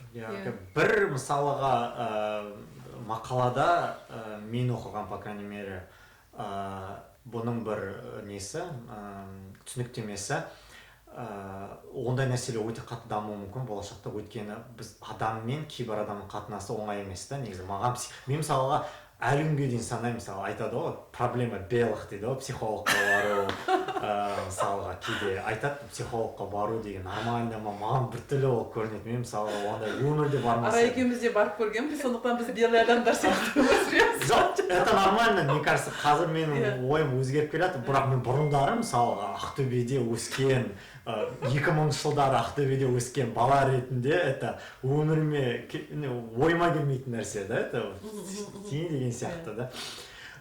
И может ер адамдарға тән нәрсе болуы мүмкін, біздер көбіне ондай нәрсеге протекті түрде қараймыз да. Сол психолог, ал роботпен сөйлесу оңай сияқты да. Яғни роботпен сөйлесу, роботта эго жоқ. Иә, ол ешқандай сезім, енді ол еще, енді ладно, секретіңді ешкімге айтпайды деп айтпай қой, но как будто бы айтпайтын сияқты да, яғни. Айтып қою мүмкін ба, секретімді айтсам? Енді жасырып, ол данныйлар сақтайды ғой, ол данныйларды сақтайды, ол данныйларды біреуге доступ бар, нет универсальный ондай не да, мысалы. Соны мысалы қазір айтады ғой, ой, WhatsApp пайдаланбаңдар, ол типа данныйларды қарайын етеді, Telegram данныйларды уваливать етеді. Мен WhatsApp жақтап отқан жоқ, мына Telegram сіздің сообщениеңіз магическим образом басқа телефонда болмайды, ол серверлер арқылы өтеді. Ол серверлерге кімнің доступы бар, разработчиктердің доступтары бар. Яғни сіз өзіңіз шифрлап, өзіңіз жібермесеңіз, оны по-любому бір оқи алады. Технически это возможно деген ғой. Вот сол сияқты енді мұнда да енді железомен сөйлескен оңайлау сияқты да, мысалы балдарды, кішкентай балдар әсіресе ойыншықтармен шын адамдар сияқты ойнайды ғой олар, барбилармен мысалға. Бұл да сол сияқты да, оларды ата-анасына кейбір заттарды айтпайтын заттарды анда айтуы мүмкін деген сияқты. Бұл психологически, социальный жағынан негізі зерттеу керек. Тек қана компьютер сайентист ғалымдарының тұрғынан емес, психологтардың, социологтардың и даже медиктердің какой-то степени жағынан зерттейтін нәрселесі деп ойлаймын, және маңызды нәрсе деп ойлаймын. Өте үлкен қауіп те болуы мүмкін ол жақта. Өткен жаңағы темірге деген эмоционалдық байланысын алып келетін біздің қоғамды қалай өзгертеді екен деп. Қазірдің өзінде мысалға менің жасым 40-та, біз кішкентай болған кезде интернет болған жоқ, біз көшеде ойнап өстік. Ал қазір менің балам мысалға ол көшеден гөрі үйде компьютермен достарымен онлайн сөйлеседі, Discord арқылы да. То есть in-person сөйлесу азайды да, компьютер арқылы сөйлесу, олардың целая культура, оларда бір-бірімен жаңағы сообщение жазу. Ал енді болашақтағы балалар, олардың балалары роботтармен сөйлесе ме, робот олардың тәрбиесін, оларды қалай тәрбиелеп алып шығады, қандай адам болады. Вообще қызықты сол жағы, біздің қоғам қалай өзгереді деген сияқты. Жалғыздық мәселесі одан әрі деңдей түсе ме деген ойда менікі. Яғни AI, жасанды интеллект біздің өмірімізге енген сайын біз адам ретінде жалғыз бола береміз бе ары қарай? Мүмкін, маған более қауіпсіздігі жағынан маңызды да, яғни ол нәрселер өте маңызды, бірақ даже ол сөйлесіп жатыр, мысалы, мынандай сценарийді ойластырайық. Мен кішкентаймын, баламын, я болмаса подростокпын, жасөспірім, и мен бір проблемаларым бар, мені мысалға мектепте буллить етеді да, мысалы, я болмаса. Басқа бір, немесе сабақта бір проблемаларым бар. И мен сол немен жасанды интеллектпен сырласам, психолог жасанды интеллектпен. И ол глюк болады да, ода, айтады, мне кажется, ең жақсы шешім суицид жасау дейді да, мысалы. Бұл, өйткені ол системалар әлі идеальный емес. Біз әлі жұмыс жасап жатырмыз, оған әлі көп жұмыс жасау керек та. И ондай сценарий әбден болуы мүмкін. Немесе біреулер қазір хак ететіп, ол именно сол устройстводағы, мысалы, мен прикол, пранк жасаймын деймін да, бір вирус жасаймын, болашақта AI-ның вирустары деген шығады, стопудо компьютердің вирустары сияқты, prompt injection дейді, мысалы, бір түрі, соның ішіне енгізіп қоям, ол нені confuse жасайды да, сол жақтағы системаны. Қайдағы жоқ, галлюцинация проблемасы дейміз ғой, қазіргі қуып кететін. Қазір ол проблема еткен шығар, бірақ мен мысалға бұрынғы подкастарда бір пример келтіретін, мысалға қағаз ұстап тұрасыз, и неден сұрайсыз ChatGPT, мысалы, мен екі қолмен қағаз ұстап тұрмын, и бір жағын жіберіп қоям, оң қолымды жіберіп қоям, қағаз қай жаққа құлайды? Сол қолыма құлай ма, оң қолыма құлайды? То есть это 3 жасар бала жауап береді, мына жаққа қой, то есть гравитация. И сол кезде қазір дұрысталғанша ChatGPT мысалы оң қолыма құлайды деп, или вообще жерге құлайды деп айтады да, мысалы. Өйткені оның физикаға несі жоқ, әлі ережелерін білмейді, геометрияның несін білмейді, гравитацияны білмейді деген сияқты. Қазір ChatGPT-ге мен суицид жасағым келеді десе не жауап шығады екен? Ол жақта қазір механизмдер бар, біздің команданың жасап жатқан бір жері сол. Онда жауап бермейді, біздерде бір сияқты 10 қатамы бір категориялар бар. Сол бойынша мысалға біздер жауап бермеуге нені модельді тюнит етеміз, грубо говоря, тетіктерін бұраймыз виртуалды түрде. Ол сондай нәрселерге жауап бермейді, мысалы, это вот суицидальный, әсіресе жасөспірімдердің арасында child sexual abuse дейді, мысалы, педофилия соған байланысты, химические оружие, да, мысалы, үйде бір не новичокты үйде қалай жасасам деген сияқты, бомба жасау.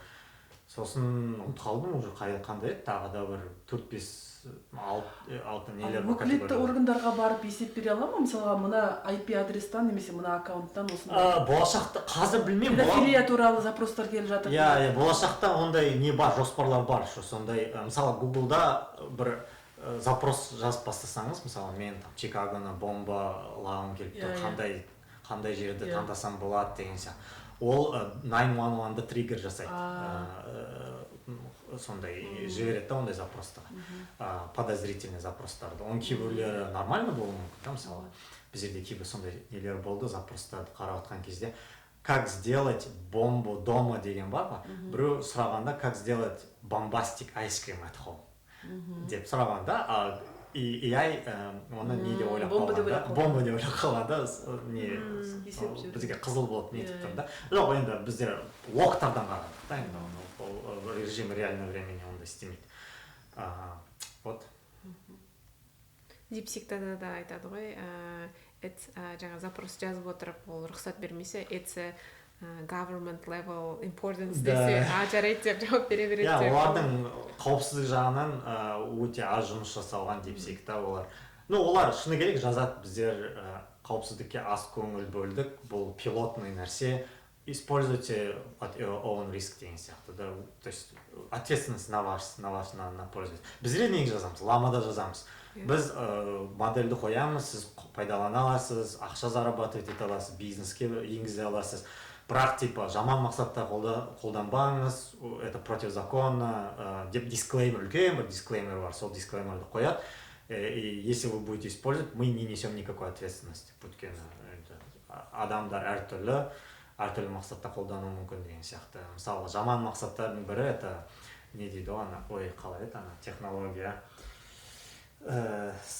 Адамның бетін алады да, очень эротический видеолар жасайды. Дипфейк деп аталады. Дипфейк. И мысалы әсіресе нелерге, артистерге, публичный адамдарға, даже Қазақстанда сондай бір кейстер естіді, болды деп, блогердің бетін сөйтіп қойған дей ма, и видеоны сондай типа разослать еткен. И олар мысалға тоже өте андай да, бұрындары яғни көрініп тұратын да, негізі, фотошоп сияқты ол жасалатын. Қазіргі нелер уже нетеді, уже более нақтылық арттырған да, и сондай жаман мақсатта қолданады. Бұл бір или екіншісі мысалға Путинді ойнатып қояды, папет деп аталады ондай да, мысалға оның видеосын алайды, синтездайды, оның акценті сөйлеген бәрі өзі сияқты, бірақ типа айтып отқаны басқа біреу да, типа біз үшінші дүниежүзілік соғысын жариялаймыз деген сияқты өтір. Дезинформация, в общем, ең үлкен қауіп қазір AI-дың, ол не емес, там адам өлтіру немесе басқа, ол дезинформация. Дезинформация мақсатында соғыстарда, мысалы Украина, Россия соғысы, мен көріп тұрмын, негізі активті емес, бірақ пайдаланған нәрселер бар. Мысалға, конкретно жақты айтпай қояйын, бірақ мысалы фейковый видео шығарған, мысалы нелерді, мирный народты атып атқан, мысалға да. Ол кейін шықты механизмдер бар, детекшн жасайды. Что определенный точностьпен айта алады, бұл AI жасанды интеллект шығарып шыққан видеома, немесе шын видеома деген сияқты. Бұлар точно емес, но примерно біз айта аламыз да. Watermarking деген нәрсе бар, водные знаки деген сондайларды қолданып. Вот. И қазір мысалға көптеген системалар, которые сізге генерировать етіп береді, видео немесе не картинка, олар жақта сондай водные знаки деген қолданады да. Сізге көзге көрінбейтін нәрсе, который бұл жасанды интеллект жасады деген сияқты бір знактар.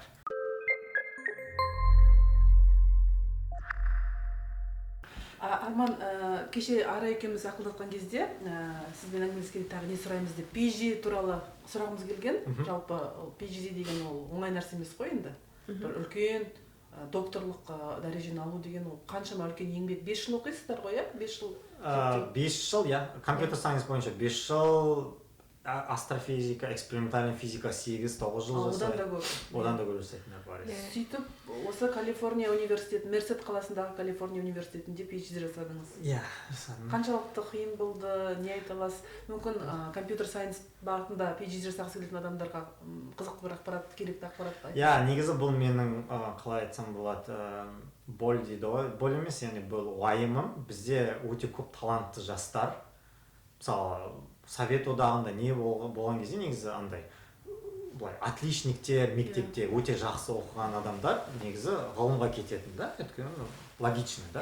Америкада бұл үрдіс әлі күнге дейін бар. Негізі ең жақсы, ең талантты неде ғылымға кетеді, өйткені ол әлі күнге дейін престижно деген сияқты. Қазақстан, Россия, мысалы СНГ-да престижін жоғалтты ғалым болу деген өкінішке орай. Ақшасы аз. Сондықтан бізде мысалға Олимпиаданың призерлары, ИМО-ның призерлары болсын, мысалға айтамыз ғой, нелер competitive программаның призерларының көбісі индустрияға кетеді, стартапқа кетеді. Бұл өте маңызды. Біз ондай ол жақта болу керек адамдар. Это 100% бәрі ғылым үшін жаратылмаған. Но ғылымға деген қызығушылығы бар адамдар, соған бір нелер қазір бір неше түрлі тесттер бар ғой, қалай бір тесттер дейді ғой. Галлап тесттерден сондайға бейімдішілігі бар адамдар негізі ғылымға келген дұрыс болады. Өйткені оның престиж қайтадан артып келе жатыр. Өйткені мысалға даже қазір стартаптарда мысалы жасанды интеллект бойынша стартап жасап жатқан адамдар, қазақтар болсын, олар дайын модельдерді пайдаланады. Олар дайын заттар жасайды. Бірақ ең қызығы, мне кажется, пользователь сияқты емес, оның ішінде жүрген намынау қызық сияқты да. Маған сол нәрселер өте үлкен ләззат алып келеді. Яғни соның кашасының ішінде жүріп, соның алдыңғы қатарында, яғни алдың қатарында болмаса, солардың арасында болу өте негізі қызық нәрсе. PhD жасау оңай емес, PhD жасау қиын. PhD жасаудың көптеген нелері бар, блокерлері, преградалары бар. Ол бірінші кезектен үлкен ұзақ уақыт. Қазір бәрі тез неткісі келеді, тез байып кеткісі келеді.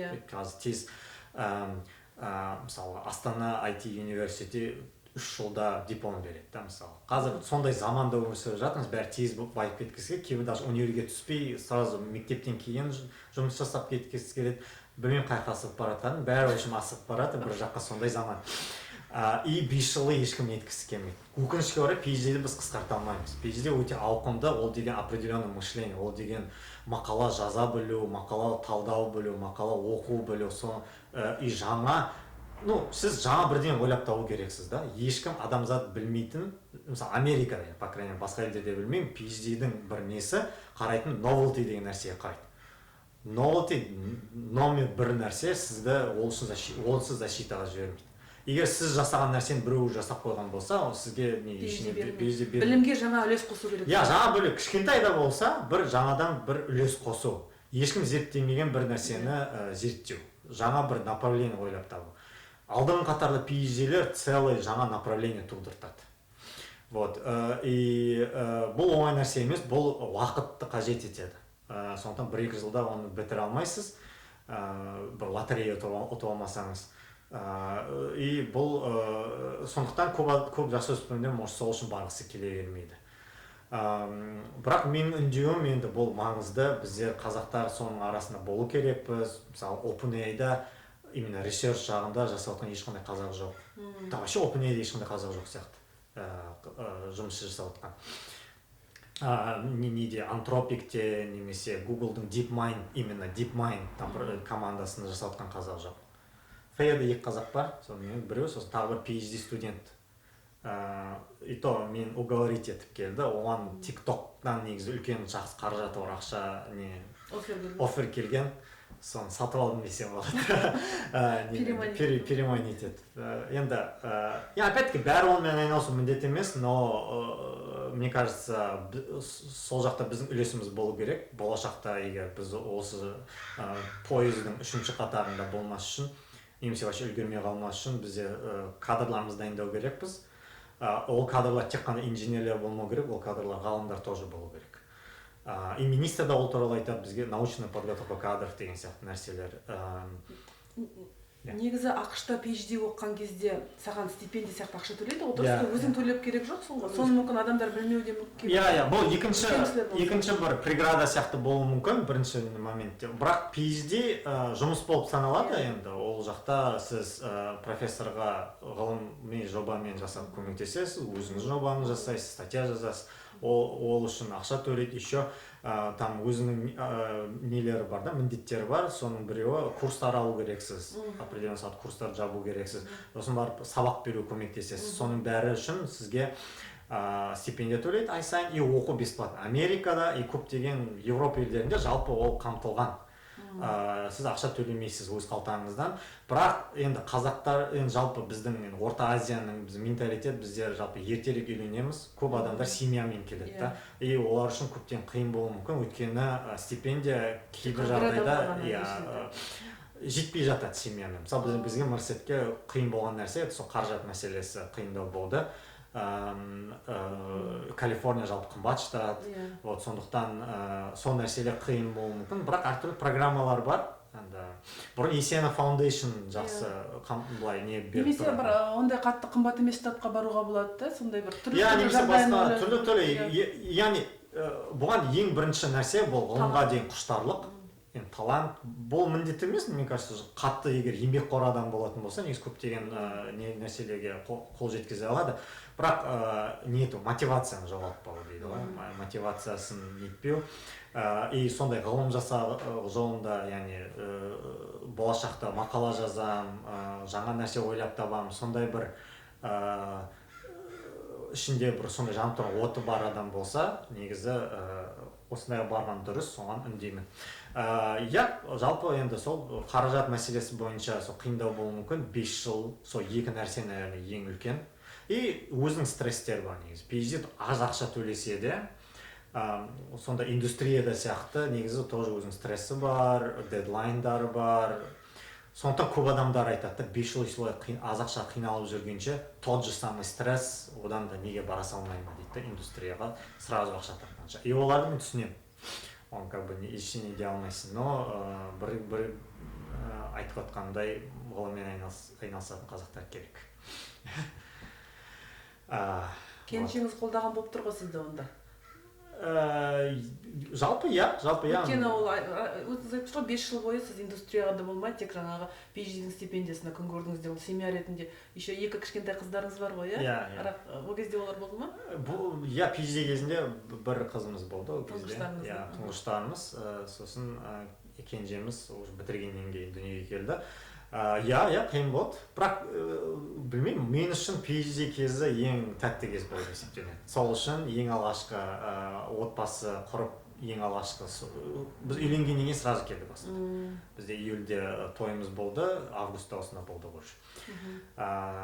Сол ең алғашқы тұңғышымыз дүниеге келді. И сол қиындық болған кезде сондай болады, соның ақша жоқ кезде нанның дәмі басқаша сезіледі дейді ғой. Сол сияқты қиындықта осындай жұбайымның несі қолдауы көрсетілген, тұңғышымыздың өскені мысалға да, соны бақылау және ғылымға деген ең алғашқы қадамдар жасау, менікі екенін түсіну, сол үшін үлкен мен үшін не болды. Енді мен қазір 31-демін, ең тәтті сол 5 отрезок, сол PhD кезіндегі. PhD оққаннан кейін Қазақстанға барам деген ой болған жоқ қой, өйткені ғылымның орталығы осында. Осында болды, өйткені именно осы сала бойынша.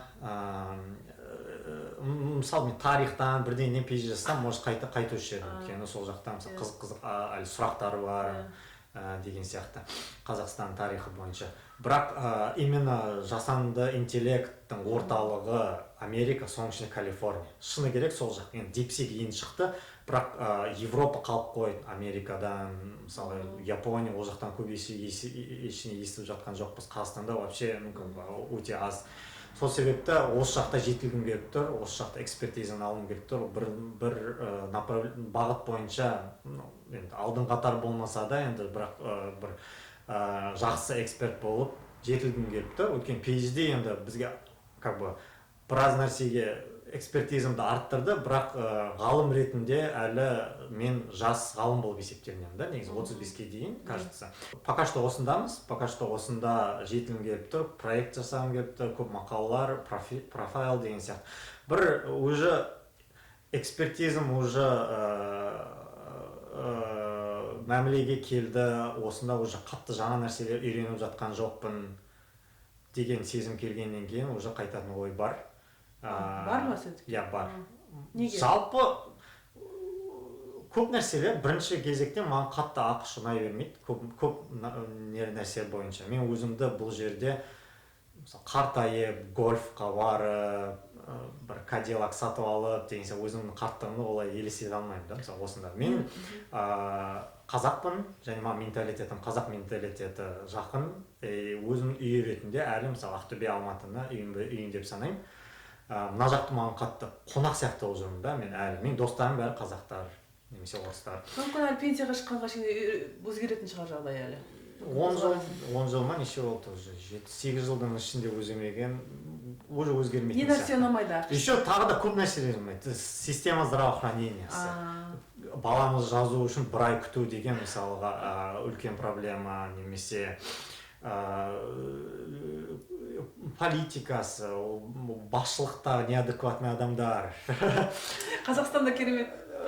Қазақстанда Қазақстанда керемет шығар, коррупция бар, көптеген проблемаларымыз бар, климатымыз нашар болуы мүмкін, бірақ ол үй, білмеймін, өзгеше астық, тамағы аздар.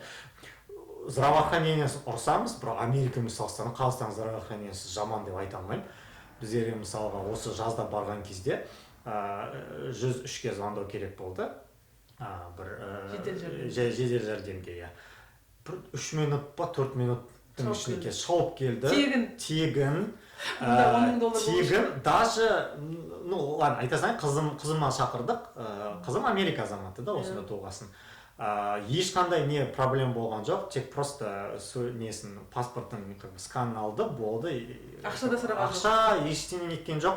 Сразу неге алды, палата бәрі, доктор сразу келіп тексерді. Мында біздер тоже неге бардық, emergency деген сияқты да, оны күтіп отырасың 2 сағат. 6 сағат минимум. 6 сағат может да. Олар кажется өздерінің нелері бар, қарайды, оценивать етеді. Қатты срочно болмаса 6 сағат күткізеді, может 1-2 сағат қатты қан ағып нетіп жатса, уже сразу қарайтын шығар уже деген сияқты. И еще мынандай счет келеді одан кейін да, и соның бәрі это и қатты не да, мысалға бұл нағыз пузырь негізі. Американ экономикасына үлкен несін тигізіп жатқан. Өткені жылына мысалы адам страховкасына $20,000 төлейді, хотя там нету 20 тысяч, орысша айтқанда. И армия екінші үлкен болып жатқан пузырь, бірақ оны қозғамай қояйық. Так, вот сондай нәрселер, сосын не енді достар сағынасың. Мен енді ең жақын достарым әлі сол Қазақстандағы достарым. Студенттік кезде, мектеп кезінде келатқан достарым, әлі күнге дейін сөйлесеміз, әлі күнге дейін жақсы хабардамыз. И мен ең жақын достарым ретінде соларды санаймын. И туысқандарым, қарындасым. Не нәрсе ұнайды ақшта? Жұмыс мәселесі, осындағы жасатқан проекттер, осындағы возможность дейді ғой. Сосын барып осы жақтағы алып жатқан жалақым, қанша нетпесен де ғалым ретінде Қазақстанмен салыстырғанда осы жақты даже Назарбаевскийде ең жақсы жер жұмыс жасасаңыз да мына жақтың қасында тұрмайды. Сондықтан бұл енді материалды зат, бұл екінші кезекте. Ол даже ең қатты маңызды емес мен үшін. Бірінші кезек, егер мысалы ChatGPT Қазақстанда болса қуана барушы едім. Ең бірінші кезекте бұл не осындағы жасап жатқан движуха дейміз ғой, осы жақтағы бүкіл болып жатқан революциялық технологиялар, болып жатқан бүкіл қызықтың бәрі осында, грубо говоря. Сондықтан осының ішінде болып, енді қызық. Мен көп сұрай бердім, бірақ маған Арманның тұлғасы қызық болып отқандықтан, осыған дейінгі бірнеше подкаст көрдім дедім, ата әжеңіз тәрбиелеп сізді. Ол кісілер әлі бар ма? Ол кісілер әлі бар. Қайда тұрады? Атам так уже биылша 3 жылдан кейін 90 жылдығын тойлайды. Бақыттысыздар ғой? Ақтөбеде ма ол кісілер? Сәлем айтайық онда ол кісілерге. Бізді қарайтын шығар деп үміттенемін. Сілтемесін жіберіңіз міндетті түрде. Обязательно. Біз аталар мен әжелерді жақсы көреміз, олар бізді жақсы көреді. Үлкен баласы ретінде біріншіден, екіншіден енді 90-шы жылдар жұмыс жоқ болғасын ата-анам Жәнібек ауданы Оралға. Жәнібек ауданында сол жақта. Алыстағы болғаны Ресейдің шекарасында. Сол жаққа больницаға хирург болып, мамам дәрігер болып тағайындалып, сол жаққа кетіп қалды. Сіздің жасыңыз нешеде болды ол кезде? Неше ай деңіз, тоқтаңыз, 6 ай ма, сразу суалтып. Әке шешеңіз емес, ата әжеңіз кәдімгі 6 айда. 6 айда. Бірақ олар андай да, хоть ата әжемнің қолында өстім, бірақ мен ата әжемді ешқашан мама папам маған сразу айтты да, сенің папа мамаң осы кісілер. Ондай не емес та. Және олар келіп тұрды, иә? Келіп тұрды, мен жазда барып тұрдым, мен жаздарымды. Жәнібектің аудан орталығында? Аудан орталығы, сол центральный больницасында тұрдық. Соның мамамның жездесі мен сестра апасы неде сол жақта бас дәрігері болды, жаңылмасам. Сосын где-то 5-6 жылдан кейін Мақат ауданына ауысты. Атырауға кетті, да? Атырауда Мақат ауданы сол жақта ауысты. Сол Мақатқа барып тұрдық. То есть бірақ ата әжеңіз сізді өсіріп, оқытып, жаңағы үйлі баранды қылып, үйлендіріп, сол кісі, енді мамам бәріміз енді бірге. Сосын тәтем болды, әкемнің қарындасы, сол кісі көп бақты мысалы, ата әжеді бақты, сол кісі де көп жастау болғасын, памперс ештеңе жоқ, бәрін жуып деген сияқты. Еңбегі сіңген кісілер, олар әрине алғысым үлкен. Ғалымға деген ең алғаш мысалға мотивациям сол атамнан келді десе болады, өзі ғалым адамы. Доцент, кандидат медицинских наук. Ақтөбеде Марат Оспанов атындағы не бар? Қазір Марат Оспанов, кезінде просто мединститут деп аталды. Батыстағы үлкен институт. Батыстағы көрнекті үлкен бір несі, ғылым университеті, медикалық университеті. Даже Қазақстан бойынша жақсы болып есептенеді әлі күнге дейін. Сол жақта жаңылмасам 60 жылдай істеді, 50-60 жылдай ма, үшін сол жақта біраз жыл қызмет атқарды, сабақ беріп, еще ондай практикалық профессор, доцент, еще операциялар қатысып деген сияқты. Сол кеткенге дейін операциялар қатысып жүретін, бірақ жасамайтын, өйткені определенный возрасттан кейін қол келмейді консультант ретінде. И сол кітаптары көп болады. Америкаға келген жоқ па ата әжелеріңіз? Жоқ, ата әжем жоқ. Ол кісілер үлкен, давление, бүкіл проблемалар бар. Нелермен, қан қысымымен байланысты дәрілерін ішеді. Бірақ жақсы, далаға шығады, нетеді, ақыл есі бәрі дұрыс. Сөйлесіп тұрамыз аптасына бірнеше рет, кішкентайлармен сөйлеседі. Мақтан тұтатын шығарсыздар.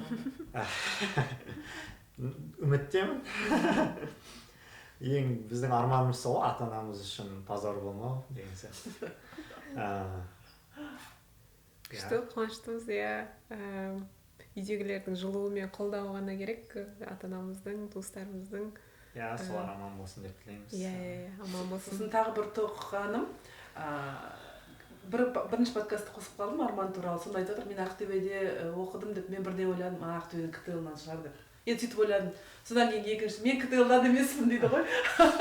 Өйткені біз PhD адам көрсек, бір ғылымда, немесе бір үлкен бір істе жолы болған қазір жастарды көрсем, мен білем, олар немесе НУ-ды бітірген, немесе КТЛ, немесе ФМШ, НИШ, сол жақтан келген дейді. Бірақ Арманның бэкграунды қарапайым болып шықты. Статистикалық тұрғыдан қарасаң, заңдылық ондай жақтан адамдар көп болуы, өйткені ол қаймақтың бәрін теріп алады жұрттың, сондықтан сонда эффект береді да, ол жақта ең жақсыларын жақсы оқиды да, статистикалық тұрғыдан ол жақта болашақта биктекке келетін, универге келетін адамдардың бәрі айтып отырмын, қарапайым мектептен оқып, қатардағы мектептен оқып, Калифорнияда PhD жасап, осындай метода жұмыс істеуға мүмкіндік бар. Бұл үлкен мотивация негізі сіздің карьеріңіз. жалпы негізі көп нәрсе мотивацияға байланысты сияқты. Бізде может мысалы мен мектеп кезінде IELTS ондай нәрсе вообще білген жоқпын. Ағылшын тілін білдіңіз ба? Ағылшын тілі мектепте болды программасы, бірақ қатты онша емес. Мен өзім дополнительно барып муитке түсетін білген кезде, сол кезде дайындалып бастадым, бірақ мектепте ондай қатты не болмады. Айтайын дегенім, негізі Қазақстанның мектеп системасы жақсы. Негізі өте конкурентті болып есептелінеді, әсіресе STEM бағыты бойынша. Мысалы, мен де қазір кішкентай балдарым, сіздің де балдарыңыздар барады мектепке қазір. Оларда андай нәрселер көп көңіл бөледі да, Америкада шамалы. Социалды жақтарға презентация жасау, ол да маңызды шығар. Біз жақта STEM жақтары жақсы дамыған негізі. Мектеп программасы жақсы болып есептелінеді. Сондықтан біздерде енді конкурентті болуға қабілетіміз бар. Яғни бізге может кішкене жетіспейтін еді біздің мотивациямыз, что біз осылай барамыз. Өзімізге деген сенімділік, өзім сенім, менде мысалы ондай ешқандай как бы талант болды деп айта алмаймын, өйткені мен КТЛ-ға тапсырдым, бірақ өте алмай қалғанмын. Сосын бірақ өзімде сенімсіздік болды. Мысалға мен универ таңдаған кезде былай таңдадым да, былай практикалық жолдан таңдадым, Қазақстанда универ таңдаған кезде. Мен ойладым, НУ-да, КБТУ-да мен оқи алмай қалуым мүмкін сияқты. Жеңіл оқып шығатын едіңіз. Өйткені еще мен ағам ол кезде КБТУ-да оқитын, ол мысалы ретейкке қала жаздаған кездері, или достарымда бар, сондай болды. И мысалы ретейкке қалса, это гранттан ұшпайсың, бірақ уже сразу ақшаға. И мен сразу ата-анама салмақ салғым келген жоқ. Егер ретейкке қалатын болсам, үлкен стресс, сондай жасағым келмейді деген сияқты. НУ-да да может сондай проблема. И мен одан да мысалға, енді вообще не емес, енді жаман университет емес, бірақ сондай бір муит сияқты жерді таңдағым келді, который қиын, бірақ реалистично деген сияқты. Сондықтан солай таңдадым да. И сондай көпке дейін болды да, мысалы, импостер синдромы дейсіз ба, просто сенімсіздік дейсіз ба. И қазақ жастарына, бірақ қазір ондай емес сияқты. Мен мысалы өзімнің қазір жақсы ма жағдай, өйткені мен өзіме қарап айтып отырмын. Мысалға біздің поколениеде өзімізге деген сенімсіздік болды. Біз үшін жаңағы Америкада оқыса, немесе америкалықтар бізге қарағанда ақылдырақ сияқты, бір білімдер жеткілік сияқты. Мұнда келіп қарасам, өзіміз сияқты адамдар Қазақстанда бізде сондай сенімсіздік болды. Мне кажется, сенімсіздік білімсіздіктен сияқты. Біз білмейміз, білмегесін біз қорқамыз да. Біздің кезімізде ақпарат ондай болмағасын, біз көп нәрсені білген жоқпыз, біз үшін бұл бір айдағы нәрсе сияқты болып көрінді да. Қазіргі жастарда қазір информация көп жерлерде бар, біледі. И қазір көп, мысалға жақында бір туысқанымыз өз бетімен өзі универлер тауып, осында мысалы грантқа түсті бакалавриатқа. Мен даже әлі күнге дейін білмеймін, как бакалавриатқа грантқа түсуге болады. Өйткені Америкада, кажется, ол қиын мәселе. PhD-мен салыстырғанда көп аз сияқты не. Амина мысалы қонақта сізге келген. Ол да мысалы қалай түсті деген мысалы. Сондай мысалға нелер бар, мысалдар бар. И ақпарат бар, Google бар, және басқа, тек ашып ізденсе болды деген сияқты да. Так что ауылдан келіпті мысалы ондай заттарды қол жеткізуге болады.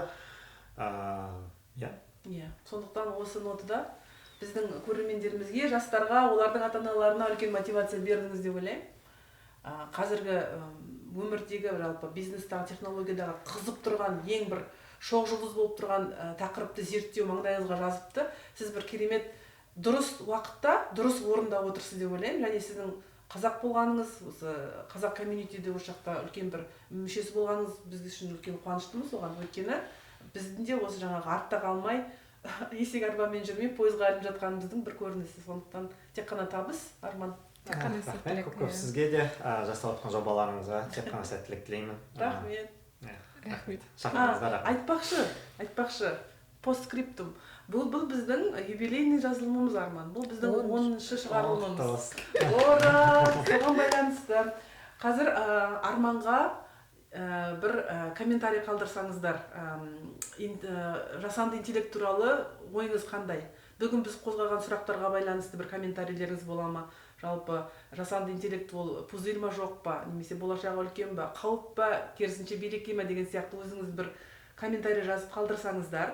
Бір айдан кейін біз сол комментарийді жинап Арманға жібереміз. Арман таңдап ең жақсы комментарийді сіз бізге айтып берсеңіз, біздің бір кішкентай сыйлығымыз бар сол кісіге. Иә. Сол ең үздік комментарийдің авторына біз бүгінгі мерейтойлық шығарылымнан бір кішкентай сыйлық дайындадық. Ария, сен біреуін ашып көрсет, мен екіншісін ашып көрсетемін. Қазақстанға жібереміз. Сондықтан сізге мотивация. Бұл Стэнфордта және Сан-Франциско деген стақандар, сувенирный. керемет. Үйде шай осында ішесіздер, беріледі. кофе ішесіздер. Яғни осы стақан, 2 стақан ұтып алғыңыз келсе, жасанды интеллект туралы бір жақсы комментарий қалдыруға тырысыңыз. Сосын ең үздік адамды Арман таңдайды, және соған біз жібереміз осы сыйлықты Қазақстанға. Және де 2 подарок болсын, менен де бір секретный сыйлық болсын. О, Пока жақсы. білмеймін не екенін, бірақ Онда топ 3 болады. Иә, онда керемет жақсы. Иә. Жарайды. Рахмет.